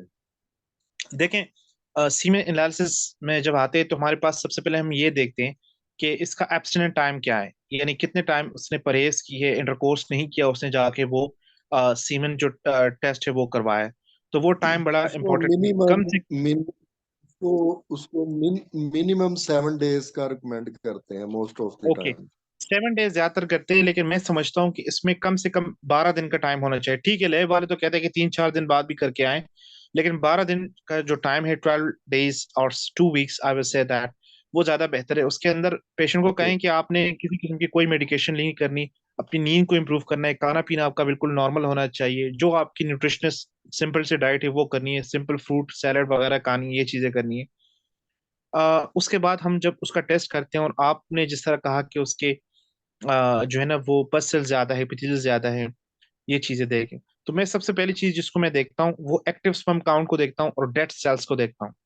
अगर तो किसी के ओके। डेड सेल्स जो है वो 90 से अबव हो, 90 से अबव है, सो उसको फिर हमें देखता हूँ सिफिलिटिक टेंट्स के अंदर। सिफिलिटिक टेंट्स मीन के उसके अंदर वो सारे डिस्ट्रक्टिव एंड डिजनरेटिव चेंजेस हो गई हैं, जिसके बाद वो बंदा चलकर मेरे पास आया, तो उसको सिफिलिनियम और इस तरह की दवाएं, मर्कसाल और इस जो सिफिलिटिक जो दवाइयां हैं, कैनबिस सटिवा या इस तरह के सिम्टम के साथ वो मैं लगा के और देता हूँ। सिफिलिस के बस रिलेटेड सेल्स जो मेडिसिन है। Exactly exactly. और जो पस सेल्स हैं उसको कंट्रोल करने की हमारे पास बड़ी बेस्ट रेमेडीज है, कैलकेरियस सल्फ हैं, और ये जो है ना ये गर्म मिजाज वाले लोगों के लिए, और जो ठंडे मिजाज के लोग हैं उनको हैपर सल्फ सिलिशिया लगा के देते हैं। और इसके जी। अलावा जो जिनको पस इससे भी कंट्रोल नहीं होता तो फिर उनको टेरेंट्यूलर क्यूबेंसिस, ये बड़ी बड़ी दवाई है, ग्रेफाइटिस है, बहुत बड़ी दवाई है, तो इसको हम लोग सिम्टम के हिसाब से पेशेंट की हिस्ट्री को देख के उसके डाइट को देख के उनको सिलेक्शन करते हैं। पल्सटीलिया का बहुत बड़ा रिजल्ट है, पल्सटीलिया एंड काली काली सल्फ, या तो पल्सटीलिया देनी होती है या काली सल्फ देनी होती है। इसके अंदर आप देखें तो येलोइश कलर बहुत है उसकी जो डिस्चार्ज वगैरह है, तो पस क्या है, पस के अंदर भी ये येलोइश कलर है। सो बिल्कुल ये ठीक चीज जो है। है ना उसको बहुत अच्छे से टैकल करती है। तो पल्सटीलिया हेपर सिर्फ जब फेल होती है सिलिशिया का रिजल्ट काम आता है, सिलिशिया जब फेल होती है तो मायस्टिका से भी फेर का काम आता है, मायस्टिका का भी काम है तो काली सल्फ ना हुई तो टेरेंट्यूलर क्यूबिस, किसी से तो ठीक होगा ना, कुछ भी ना हो तो बस वो बंदे को कहो कि यार बहुत तुम जो बड़ी है या तो रेंज है परहेज नहीं हमारे पास। करो। जी, बहुत वसी रेंज है इसमें। Exactly, this what exactly I am saying. So हमारे पास बस स्पेसिफिक रेमेडी बहुत है, हमारे पास इन्फेक्शन स्पेसिफिक रेमेडीज बहुत है, फिर उसको समझ के देना बहुत मजे का काम है कि अगर आपको वजह का पता हो कि किस वजह से ये पस सेल्स है, अगर तो यूटीआई की वजह से है तो आप यूटीआई स्पेसिफिक रेमेडीज ले, कैंथरस है, एपिस है, टेरेबिंथिना यूवर्सी है। अगर तो लेट्स से ये गोनोरियल है तो गोनोरियल के अंदर सबसे बड़ी बड़ी दवाइयां मर्कसाल, कैनबिस सटिवा है। इसके अलावा जो है ना ये बहुत बड़ी दवाइयां हैं, काली सल्फ है। इस तरीके से आप देख लेंगे कोई ट्रामेटिक वो इस तरह रहा हो तो उसमें आप कोनियम है, बैलिस है, उसको हम रोडोडेंड्रॉन, ऑरामिड और स्पॉन्जिया, बड़ी बड़ी दवाइयां हैं। तो बिल्कुल ठीक। उसके कास के हिसाब से उसकी अपनी ग्रुप ऑफ रेमेडीज बनती है, फिर ये उसकी इस तरीके से प्रिसाइजली सिलेक्शन होती है, और रेमेडी को देख के और उस हिसाब से हम पेशेंट को यूज करते हैं। लेकिन मोस्ट ऑफ द केसेस मैं समझता हूँ कि इसके अंदर कास्ट के साथ साथ हमें पेशेंट की डाइट को और उसकी लाइफ स्टाइल को भी सेट करना होता है। अगर एक बंदा है उसकी नींद ठीक नहीं है, उसको नींद को ठीक करे, इंप्रूव करे। डाइट ठीक नहीं है, वो ड्यू पेप्सी कोला बहुत पी रहा है लेट्स से, तो ये चीज भी उसके अंदर एक बहुत बड़ी एक काज है। एक बंदा है वो बहुत ज्यादा स्पाइसी चीजें खा रहे हैं, अचार खा रहे हैं, बाजारी खुराक के ऊपर वो ज्यादा रिलाई कर रहे हैं, उसको ठीक करें। उसकी कोई हरकतें कुछ इस तरह है कि वो गलत है, वो नहीं है ठीक, तो उसको ठीक करें आप, उसके वो हिसाब ठीक करें। बाद ही आप उसको एग्जैक्टली। इंटरकोर्स से परहेज करवाना होता है, बहुत से लोग इंटरकोर्स से परहेज नहीं करवाते तो वो रिजल्ट फिर नहीं आते, तो वो फिर बिल्कुल ठीक। पेशेंट भी भाग जाता है, और ये पेशेंट डॉक्टर भी कहता है कि यार ये क्यों मेरा टिप है, हालांकि वो पेशेंट भी कई बार झूठ बोल लेता है कि जी मैं तो नहीं कहता, हालांकि वो इंटरकोर्स कर रहा होता है। तो कर चीजों रहा को होता सेटल डाउन करना होता है, तरीके से समझना करता है एग्जैक्ट। है। बिल्कुल ठीक। सो डॉक्टर साहब आपका बहुत शुक्रिया, थैंक यू क्योंकि सो मच। हम इस नशिस्त को आज इस उम्मीद के साथ काम करते हैं कि अल्लाह ताला फिर हम थैंक यू सो बैठेंगे मच। और किसी और आपको भी बहुत टॉपिक बहुत पे बात शुक्रिया। करेंगे। और आपके साथ इंशाल्लाह बड़ी इंशाल्लाह। खैर असल गुफ्तगू रही। आई होप थैंक यू कि सो हमारे मच, आपका बहुत नाज़रीन बहुत शुक्रिया। को और पूरी ये दुनिया में बात भी बड़े देखने वालों को इससे फायदा होगा। और आपका बहुत शुक्रिया। Thank you thank so you. Much, thank you. Stay thank you blessed, sir. God bless you. Thank you. अल्लाह लव हाफिज। Love have a good sir. Everyone, thank you. Bye.